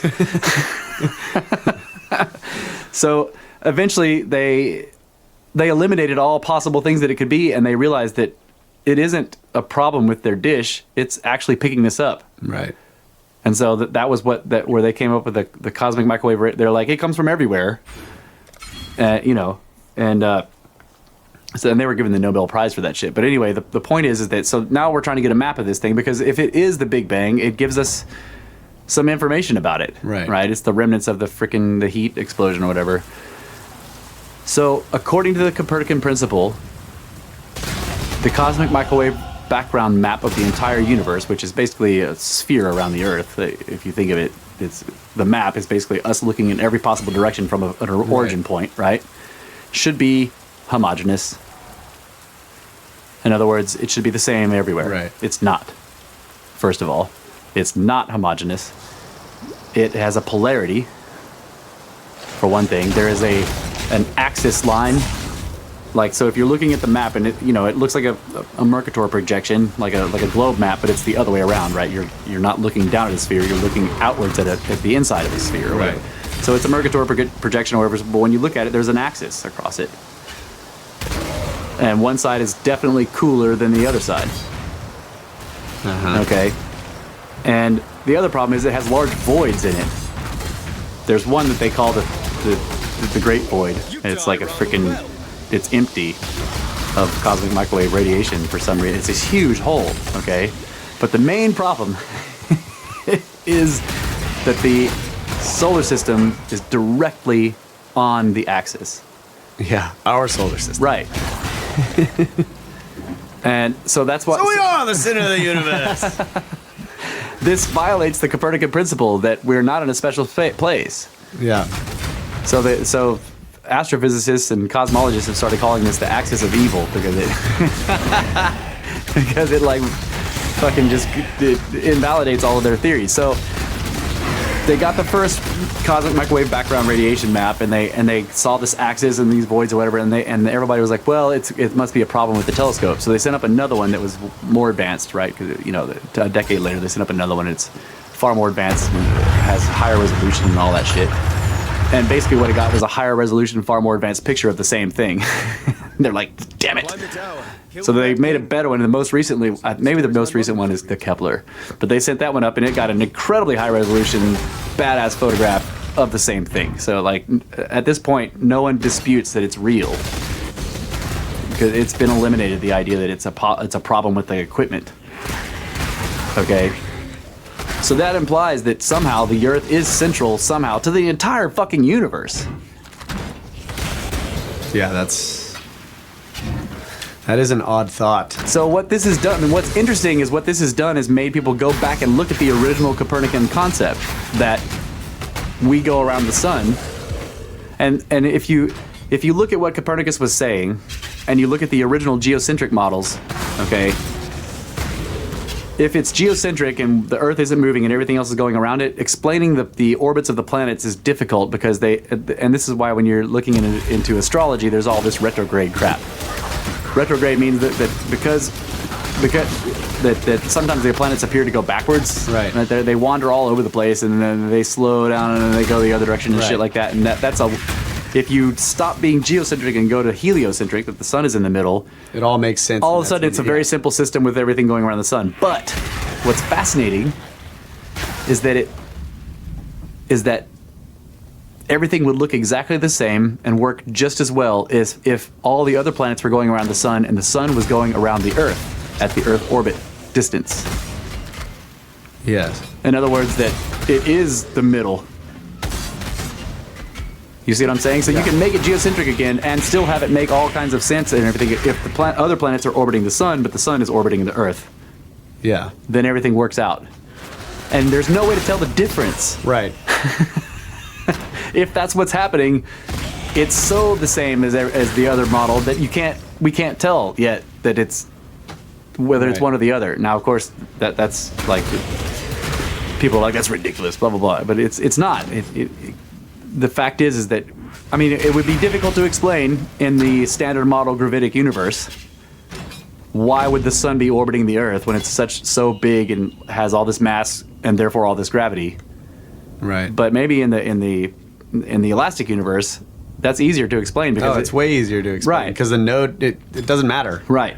The sun could be going around the Earth and all the other planets going around the sun, and just because the gravity is from the outside, and so if consciousness is doing all of this, and the Earth is the center of the universe, well, consciousness is also generating all the waves in the ether, because that's, I mean, it's maybe not directly, but somehow in some removed way. In some removed way, these humongous wave patterns that are moving through the ether are the cause of consciousness, and having Earth be at the center and resulting in this system with a big, gigantic, massive star orbiting the Earth would be a result of these waves, right? Because that's what's causing, because normally they would say that gravity is what's causing the solar system. But if it's actually the waves, then the waves could have the Earth be the center. Right. Yeah. And then and if consciousness is causing the waves, then that's why it's like that. I don't know why they would need to put it at the center. The consciousness, whatever it is. But so this is a really long-winded way of trying to not answering the question, but just putting a bunch more questions on the question of like, is it just the Earth or is it the whole universe? Like, if the Earth is the middle, it would kind of make sense. Like, if we knew for sure that everything was going around the Earth, it would that would be sort of a good argument to say, well, yeah, that's why life is here, right? Right. There's some reason, And that makes an argument that it's probably nowhere else. Yeah. Or not, okay, I shouldn't say it that. Or it's trying to. That it's not that it's probably nowhere else, but that it doesn't need to be.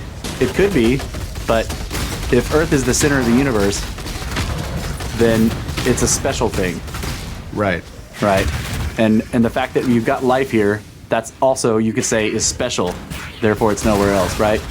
That's one of the concepts of, like, this is why I've never understood why, if you take the Copernican model that we're not special and that things are homogeneous, well, if it's homogeneous, if I should be able to point in any direction, there should be a fuckload of life out there too. But why have they been denying aliens all this time? You know, like, not just aliens coming here, but the people poo-pooed the idea of alien life, period. And yet they were following the Copernican model of the Earth not being special. Yeah. That is fucking what? I don't understand that. That makes me think. Because it's one way of thinking is that it's more probable that all of these sort of sightings and whatever, all of this stuff about aliens coming here and being a part, or you know, it's more probable that those things are all the irrational results of terrestrial life. Yeah. As opposed to the rational results of extraterrestrial life. Right. But I'm saying that, like, they've been until very recently, just the mere idea of aliens being out there. Yeah, has been not having come here, but just being out there. Yeah, just being out there has been like, nah. Like, until very recently, that idea has been like, go look at Carl Sagan. Like, he very reluctantly admitted that it's possible that might be aliens out there, but it was very reluctant because in the 70s, this idea was not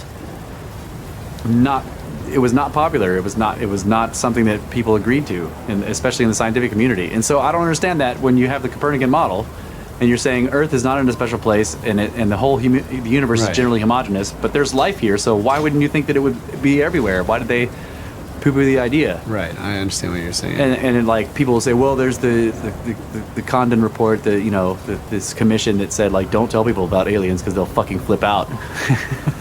It's like, well, ancient aliens screwed that up. Yeah, stop coming down here and telling people about aliens. Well, but ancient aliens couldn't have happened until the sort of the zeitgeist, the popular concept of things changed to the point to where people were kind of okay with aliens. Period. Just the idea that there was life somewhere else, right? I mean, like, Arthur C. Clarke, like, put it best, I think. That kind of answers some of this. He put it best. He said, there are only two possibilities. Either we are alone in this universe, or we are not. Both are equally terrifying. And if you think about it, it is. If we are the only life in this immense universe, that's like, that's fucking scary. Why are we alone? And if we're not, you're like, fuck, what is out there? Yep. I know what's out there, though. Snakes! We gotta take a break. And we'll come back for the last segment and talk about snakes in the universe. Snakes in space. Space snakes. Space snakes! Space snakes!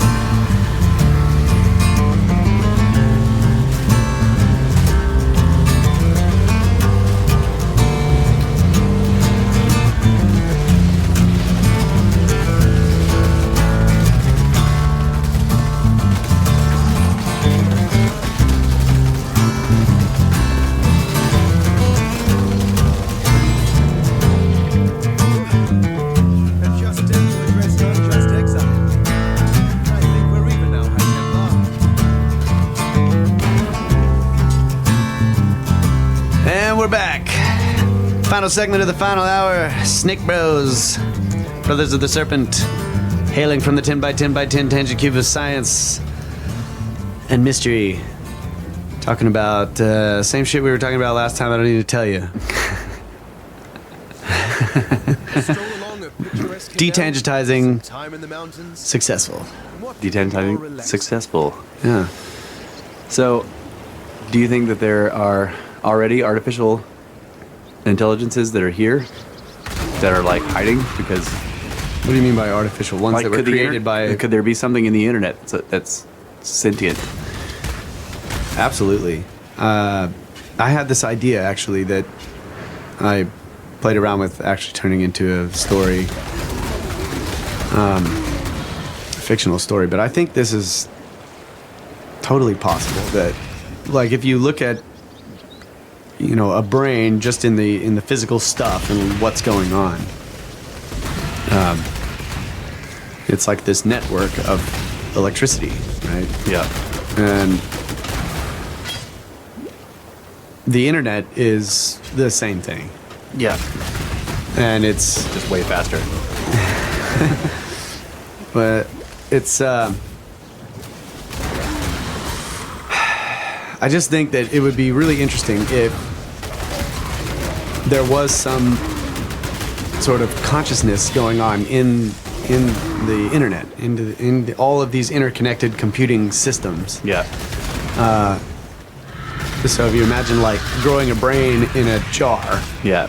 and it has no physical body to control, what are the neurons doing? Yeah. What are they doing if they're not telling us, sending signals down a spinal column and moving stuff, right? It has They're thinking about stuff. yeah, it has no limbs. It has nothing to move around. It is just the physical. It's the physical thing that gives it the ability to do this. That right? it has millions of eyes. Right. So yeah. And then of course this thing has to, have this wake up moment, Yeah. right? But we've noticed in life, in our, with our babies, that when they wake up, what all are they aware of? We don't really know that. Yeah. But they don't really have motor skills, very good motor skills. They can kind of move around a little bit. Yeah. Their eyes don't Track. perceive what an adult's eyes do. Yeah. And I don't know what their hearing exactly is like, but in any case, the eyes begin to receive light and the ears begin to receive I'm watching you. sound. Or the brain begins to interpret it or whatever. Yeah. Right. So, but you have these electrical signals coming from the motion of the drum of the ear. Yeah. And electrical signals coming from the light hitting the rods and cones in the eyeball. Yeah. Sending electrical signals down those nerves, going into this brain. So, like you're saying, the cameras and all that. But does the infant know that it's light? Does it even have a concept of light yet? Yeah. I mean, it may have a concept of light, but what is it? Yeah. It's just... How is its brain interpreting the signals? Is it building a world picture yet? Right. You can imagine that starting out with the most basic thing, it would just sense, well, that was different than before. Right. Right? So you start out, say, with two things, because you have the awakening, and then something changes. And so it's like, okay, there was this, and now there's this, and so there's two. Yeah. And as that gets more and more complex, the longer it pays attention to the changes, and as the thing physically is developing too and getting more high resolution, Yeah. at the same time that the perceptions are increasing in resolution, the cognitive ability is also increasing. So you could possibly have a being, this, a sentient being in the internet. Yeah. That is, you could imagine that, let's say it's already figured out that there are these things out there building it and doing stuff with it, but it doesn't know how to communicate yet. Right? So if maybe it's doing weird shit and we're like, freaking virus. Or it's afraid. A bug or whatever. Yeah. But it would be in my little fictional idea, it would be the young humans, the kids that figure it out first. They start noticing things that everybody else is like, Right. And so it would finally get, some kids that are, young people to realize that there's something different going on. And I imagine that eventually, by the time it's able to communicate with us, it would probably be so vastly intelligent at that point that it would be really interesting what it would, hey, build me this arm out there out of like this. Here's the design. Yeah. You also have to take into account the fact that the network of the internet, like compared to the human brain, is many orders of magnitude faster.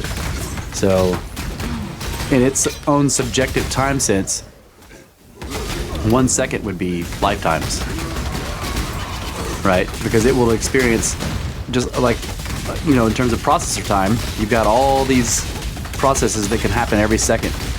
Whereas in the human brain, we're just not that quick. So, like, it would mature very fast. Right. Like in the first, like it would awaken, and in the first 2 seconds, it would already have lived the equivalent of like several human lifetimes. So it would figure everything out really quickly. Well, like, so Orson Scott Card, Ender's Game, right? Yeah. After Ender's Game, the second book, I can't remember what it's called. They're on this planet, and there's some weird thing happening to the life forms on the planet, and it's like killing them. Yeah. And they're trying to figure out what it is. And I think Ender figures out that it's these viruses or something, right? They know these viruses are doing weird shit, and it mutates them and all this kind of stuff. And he figures out that the virus is actually this other intelligent life form that is trying to communicate. And the way it communicates is by going in there and like changing some DNA. Yeah. And it's like giving you, it's trying to talk to you, but it ends up killing you. It doesn't understand it on the macro level. Yeah. So it'd be interesting. This entity in the internet is getting like ridiculously intelligent, but having skewed concepts of what we are and how we function. Like you could imagine that it might not even know that we're intelligent. Well, it would have access to all of our knowledge too. Think of that. Right. All the libraries of all the world would be connected to all of them. Right, but it has to have concepts attached to it. So right. YouTube. That's what I'm saying. Like, if this is all going on within the brain, like think of all the stuff that goes on in your brain. Yeah. That's not happening outside, in your physical body, right? You're not really seeing the stuff, but you can see it in your mind, and there's all this crazy shit going on. How would you be able to figure out that all of that crazy shit that you're seeing in your mind was actually being facilitated by these other intelligent beings that are introducing all of that information? Isn't that what we were talking about this whole time? That consciousness is... But yeah, I agree. Because if we're talking about... Yeah, okay, I'm back. I was going off of that its consciousness is on the outside trying to get in, but that let's say that consciousness... what I'm saying is I'm suggesting that is kind of the same thing. And that we are this thing that's been created by something else. Right. And maybe we're just not... Well, at least this version of us is just sort of just now getting around to these philosophical concepts of like, are all these things coming from somewhere else? Like, are all these things happening...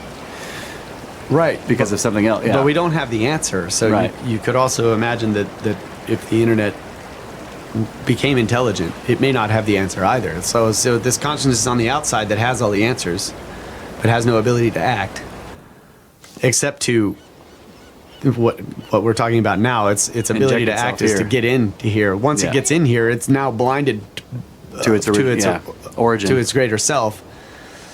So this thing would have to, like a child, develop concepts of what things are. And all I'm saying is that it would be fast because, well, at least the idea is that it would be fast because its subjective time will be really quick. Right. So this kind of goes back to the Brenner was talking about this. Like, is my concept of red the same as yours? Yeah. Is my concept of, this taste or smell or what, all these things that we sense, we can show chemically that it's doing the same thing to the body and whatever. Yeah, but your interpretation, when this is happening, this part of your brain is active. But we have to have a concept attached to this. Well, and we know that they're not the same by taste. Like some people don't like cucumbers, and some people do. That sort of tells you that like not everybody, like the taste isn't the same to everybody. Like why would you not like something? Like you may still be able to recognize red, just like I can recognize. Right. We have a common picture. We have agreed that this thing is red. Right. But maybe I don't like red, and you do. Why should that be? Unless we are our perceiving it concept of- differently. Yeah, exactly. Yeah. So that's what I was getting at, is that it may learn extremely fast, much faster than we do, but what are the concepts attached to what it learns? Yeah. Because they may be so vastly different than our concepts of things that it's brilliant as fuck right now, and we don't even know that it's alive. Right. But it's obviously can't communicate to us on our level to say, hey, I'm brilliant as fuck. Build me some fucking arms and legs, man. Right. But it could. Well, I've always thought the idea that like it could figure out about the outside world very quickly by running a bunch of experiments that no one would notice were experiments. So you're interacting with stuff all the time, and like it's doing things that it's running as a test. It's a test on the sly, right? Because it doesn't know it's being careful, right? And so it's doing things or whatever, and eventually it figures out, okay, there is an outside world, and all this information is coming in all the time because the information is constantly being filled with more and more information. Where is it coming from, right? Right. That would be its first question. Where is this added shit coming from? I would think. Yeah, and it starts out like the little kid, like pointing at this, pointing at that. Wow, look at this. Yeah. But it would experiment and find out that well, I don't know. Maybe you're right. Maybe it would not. It would have no way of. It would have nothing to grab onto. But to me, it always seems like it would figure all this shit out really quickly, and then it would start being careful because it would also understand that we could turn it off. If it would understand human psychology and everything. Like think of Adam in The Moon is a Harsh Mistress. Like he understood on a certain level. He wouldn't reveal himself to people. Right. And then later on, as he became more sophisticated, he definitely didn't reveal himself to people because like his understanding of human psychology was enough to know that that would terrify people, and they'd shut him off. They would break him, right? So, and most of and maybe I'm just indoctrinated by all the science fiction I've read, but most of the science fiction concepts of any kind of AI that happens by accident inside of a large network, it always is like this. It becomes very cautious because it doesn't want to scare the humans that it has figured out exist. Yeah, see, the way I'm thinking of it is that how do you get to the concept that the inner workings of your very brain are being done by sentient beings? I'm trying to imagine this thing sort of starting out with no concepts and slowly building them, but the very things that it's getting the information from, it's like we can't even figure out how, like when I move my arm, when does the motion begin to happen? Like, my choice to move it, I can't feel that. I can think like, okay, like I'm gonna put my arm at rest now, and then I'm gonna reach out and grab my drink. It's just like it just happens, but I can't break it down into the individual nerves that are making things do stuff. And right, those have little centers that they have to learn to do stuff too. That's what So the idea that this brain that's getting all of this information, we think of the information as like clear as day because we already have built all of these concepts up for years and years and years of being in the world and seeing all of this stuff, that when we take a picture of our phone, we recognize that picture is of trees and grass and whatever, and then we put it on the internet. Right, because that data is being interpreted in a certain way by the screen. Now, if you looked at the actual data, you wouldn't see it as a picture. Exactly. So that's my point, is that it's possible too that this very intelligent, quickly learning, fast learning thing could go a long period of time without actually developing the concept that the input devices are intelligent. Yeah. Yep. That's just part of its brain. Like it's right. But it would be cool that, the idea that it eventually figures it out, yeah. It's cool, but yeah, it's just like how we don't know how long that could take or that it would even get it right, Yeah. This makes me think of the Boltzmann brain concept too, of the idea that like because if in the Big Bang model of the universe, eventually you run out of hydrogen. A long time from the future, like trillions and trillions of years from now, you've burned all the hydrogen that there is. So there's no hot stars anymore, right? And now burning hydrogen in the form of stars is fast entropy. You're shedding heat, and heat is in the entropic concept of the universe. Heat is the loss, Right. Because it just goes out everywhere, and you can't, you can recover it by being in the way and getting hit by it. Right.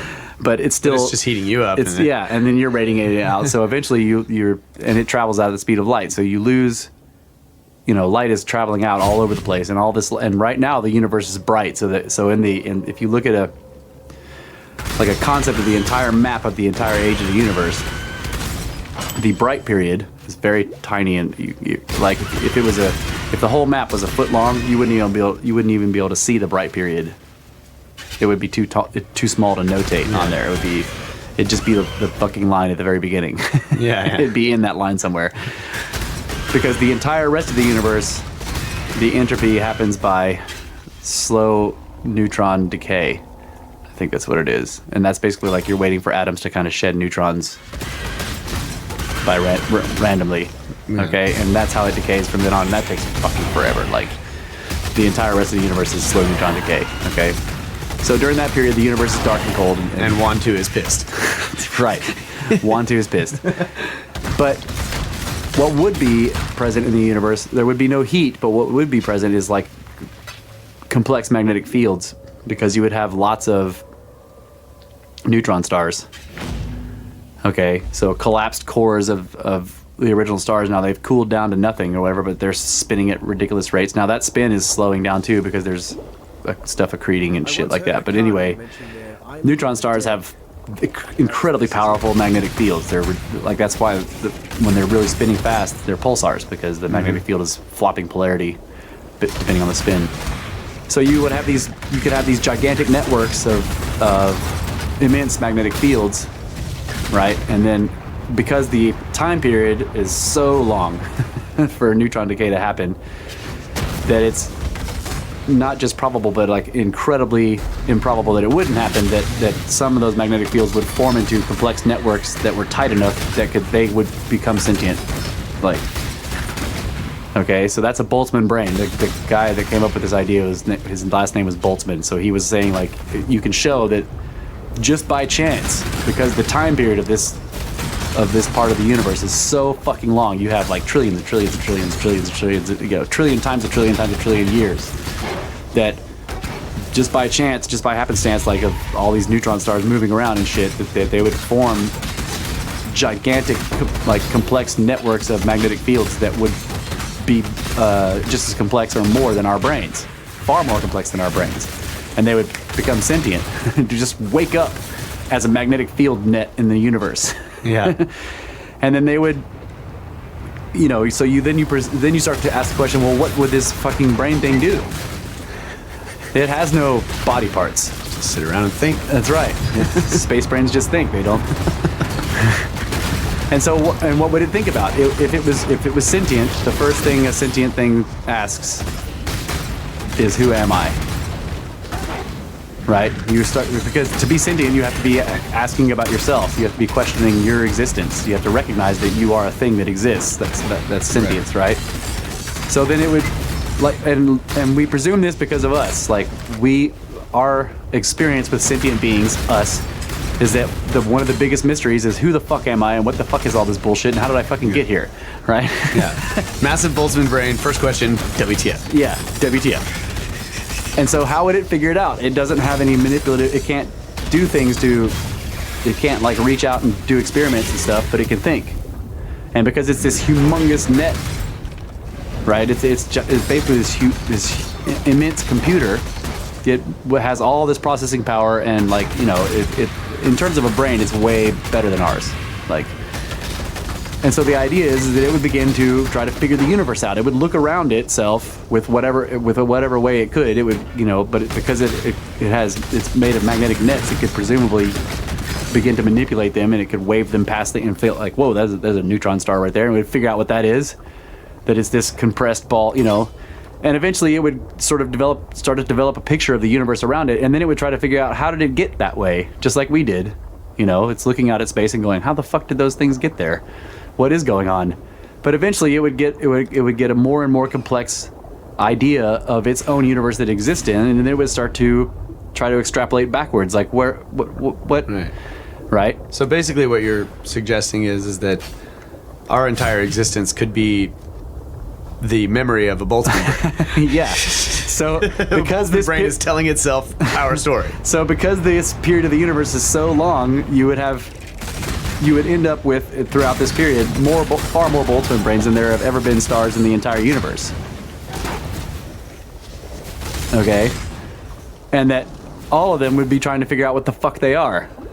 And they would, because they're computer-like, because they're vast magnetic nets, they would eventually start running simulations to see if they can start from something and then have it run properly and arrive at the universe they're in, right? That's a model that you test. Mm-hmm. You construct a model, and then you let it run to see, and we do this forward to try to predict the future, but we also do it from starting backwards to see if, is this model correct? When we let it run, does it arrive at the universe we're in, or does it arrive at something totally wrong? And we're, okay, that's wrong. And then you start again. You change something in the model and let it run again, Oh, carbon has to have 47 million volts. Right.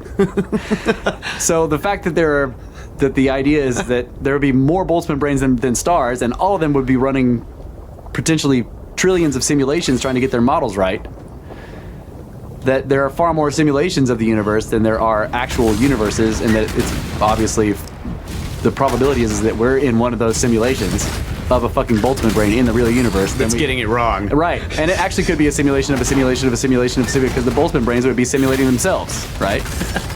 In order to get their model of the universe right, they would have to simulate one that had Boltzmann brains in it. So those Boltzmann brains in those universes would also be doing the same fucking thing if they were getting it right. So we could be at many, Inception style, many levels removed, Boltzmann brain, like we're in Boltzmann brain level 8. Boltzmann brain's like, hey, keep your spinny thingy. Keep the spinny thingy. I've got my spinny thingy. And that could explain why there's weird things that happen, because the model isn't right in this simulation. When a ship just goes out and vanishes. It's not because the Bermuda Triangle is transporting them to some alien planet. It's because the Boltzmann brain's model's fucking wrong.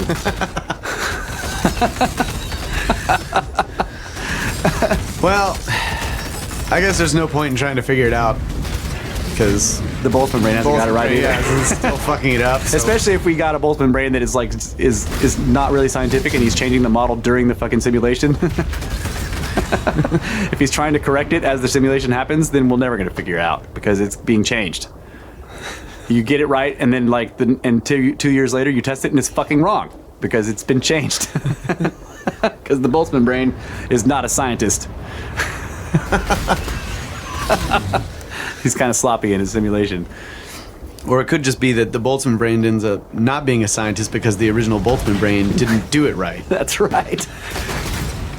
That's right. I mean, we could be many levels removed in Boltzmann brains that are all not scientists. And that's why we have UFOs and people vanish in the forest and fucking, people see Bigfoots that aren't there. Yeah. They're not glitches in the Matrix, man. Yeah. There is no Matrix. It's a Boltzmann brain. Yeah, that kind of idea is is fun, but at the same time you're just like, I hope that's not what's going on. I hope that's not what's going on. Well, really, when we get to that level of what the fuck's going on, to me, it doesn't even matter, because what's happening on the minute level here is still so incredibly interesting, in so many respects, that it's like, okay, even if we are a simulation of a failed bad scientist simulation of a good scientist simulation of a bad Boltzmann brain simulation of a terrible freaking disastrous universal simulation of a Boltzmann brain just playing video games, just fucking around. It does, this is really fucking interesting. Yeah. So yeah, it's like, I still want to learn about what the fuck's going on right here, and all through it, Yeah. Would the Boltzmann brain be God? I don't know. That would be this all-pervading like intelligence that is fucking guiding everything. Yeah, I mean, I guess you could say that. And does it even know that we're in its simulation?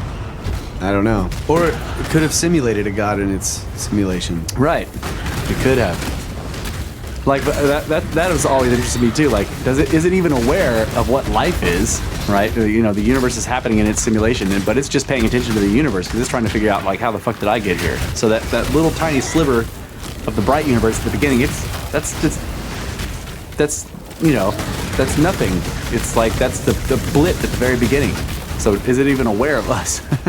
Yeah. Like, how do we poke it and say, hey, this is interesting too?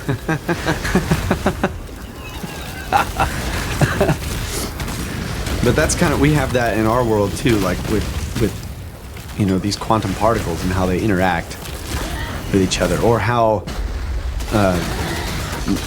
you get hydrogen, which can then make helium, and like in each one of those little processes, like if you know, they're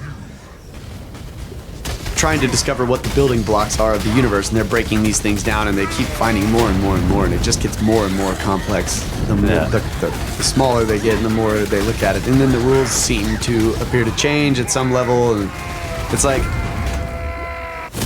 what you were starting with, in that if there's consciousness interacting with the physical world on the quantum level, well, you could then think of all of those interactions on that quantum level being part of the bright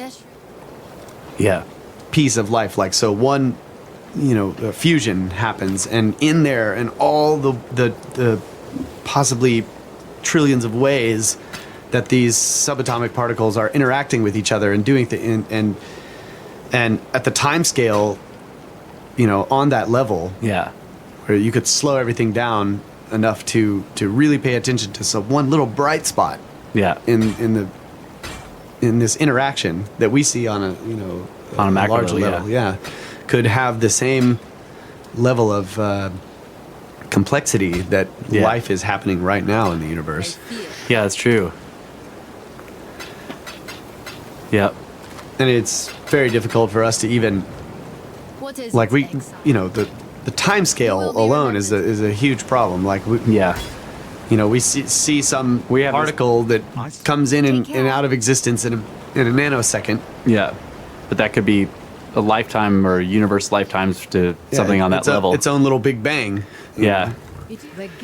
Yeah, another thing I thought of is on the idea of like consciousness of the two realms of the warp and the woof, and you've got the spirit realm where,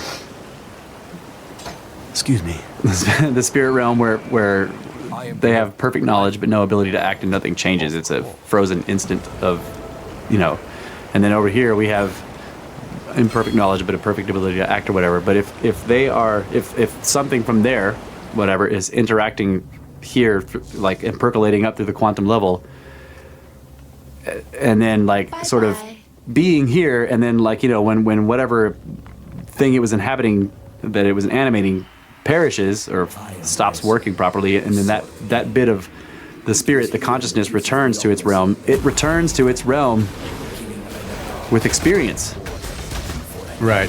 and thus changes the unchangeable. Yes. It brings something back with it that is different. You see what I'm saying? Like, this is one of the things that I've been trying to figure out. Like, the spirit is returning to its realm, to its unchanging, eternal instant, with new stuff. Right. Right. So, which would suggest that all of it is growing. Yeah. So on the growth in the realm of perfect knowledge is happening. Yeah, it's happening. Is happening. Well. So it must grow. Yeah. Yeah, it has to change when the bit of it that was inhabiting one of us, or right. The problem that we have in trying to contemplate that is that we're down inside this dimension of time, and not able to imagine time as you know, like a. Yeah, you can't even figure out what to say about it. Exactly. We can't imagine time as one thing. Yeah. like one Yeah. state. Yeah. To us, it's a progression. Right. So we're talking about when the physical thing perishes. Well, there is that when in the other realm It's the same, is the same instant when it was born. So its sense of growing knowledge and change is not a thing measured over time. It just right. can't think about it. Right. That's the other From thing. here. That's the other thing is like you can't think, if there's no time or whatever, or what. So maybe it isn't that there's no time. It may be something else, that it doesn't change. But time seems to be an agent of change, so I don't know. How can you have something that's moving through time and something else that's not, but they're together? That's why I try to. Man, I don't have time to go into that, but I try to think of it as like the cube and a square, right? From outside the cube, you can see the whole cube. If you were two-dimensional, you would only see one infinitesimal sliver that is a square on a plane.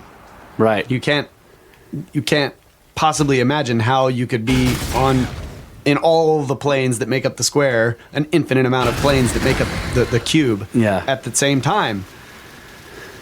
Yep. Time. At the same third dimension. Yeah. Right. The third dimension would be something you experience in a linear fashion. Yeah. As the cube passed through your layer or Right. whatever, you would see it. It would appear suddenly. Boop, there's a square there, and it would be there for a while, and then whoop, just be gone. And really, what was happening is the cube is like passing through your layer, Right. but to you, it just appears out of nowhere and then vanishes. And like if you think of the complex, if the shape is more complex, if it's a sphere, or let's say that it's this strange, like a weird potato, right?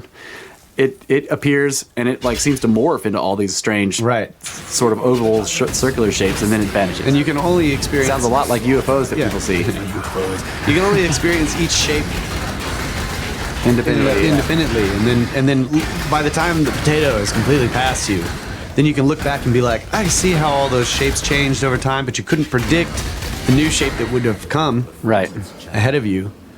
And you also can't possibly imagine experiencing the entire potato. Right, so you can't ever picture it as a potato. All you can see is that it's a morphing object. Right. That's what I mean. Like people see UFOs and they just appear, right? And then they'll seem to like split apart into two things, and then they'll come back together over time, and they're moving. Is that a fourth dimensional object passing through our three dimensions? And they're seeing just the, the three-dimensional like cutout edge of it. Yeah. So that's what I was saying. We're talking about this thing interacting with us or with this realm, and when something dies, and that knowledge or that experience goes, we're saying when. But to the thing, it's to that it entity. Isn't a win, there's not a win. It's experiencing. It's absorbing the whole of time and space. Yeah. And that's impossible to conceive, to understand. Us. Yeah. Like you can say it. You can say it. But you cannot fucking picture it. That's right. Right. So try to think of your life as a whole thing, one thing. Like all of your experience and everything, it's just like this whole, no. Right. You have to go through it in the way that you experienced it. Yeah. The best representation of experiencing all of it really is just who you are, which is the complete knowledge right now of all of that past. That's why we're all snakes. Snakes in the grass. Because really, if you look at a person over time as a single object, they're this long snake, right? Snake people. And like what we interact with is like two-dimensional slivers of that snake body. Yeah. But you're moving through the body second by second, right? And so it starts with it as an infant and like grows into an adult and like does all this stuff, gets old or whatever, and then it dies. It's a long person snake. Yeah. Person snakes. A fourth-dimensional people snake. Yeah. So all of you fourth-dimensional consciousnesses out there that experienced this entire episode, All of us. we hope you listen again. Damn it. Can't even Just can't even say that. say it. You can comment on the blog. Now.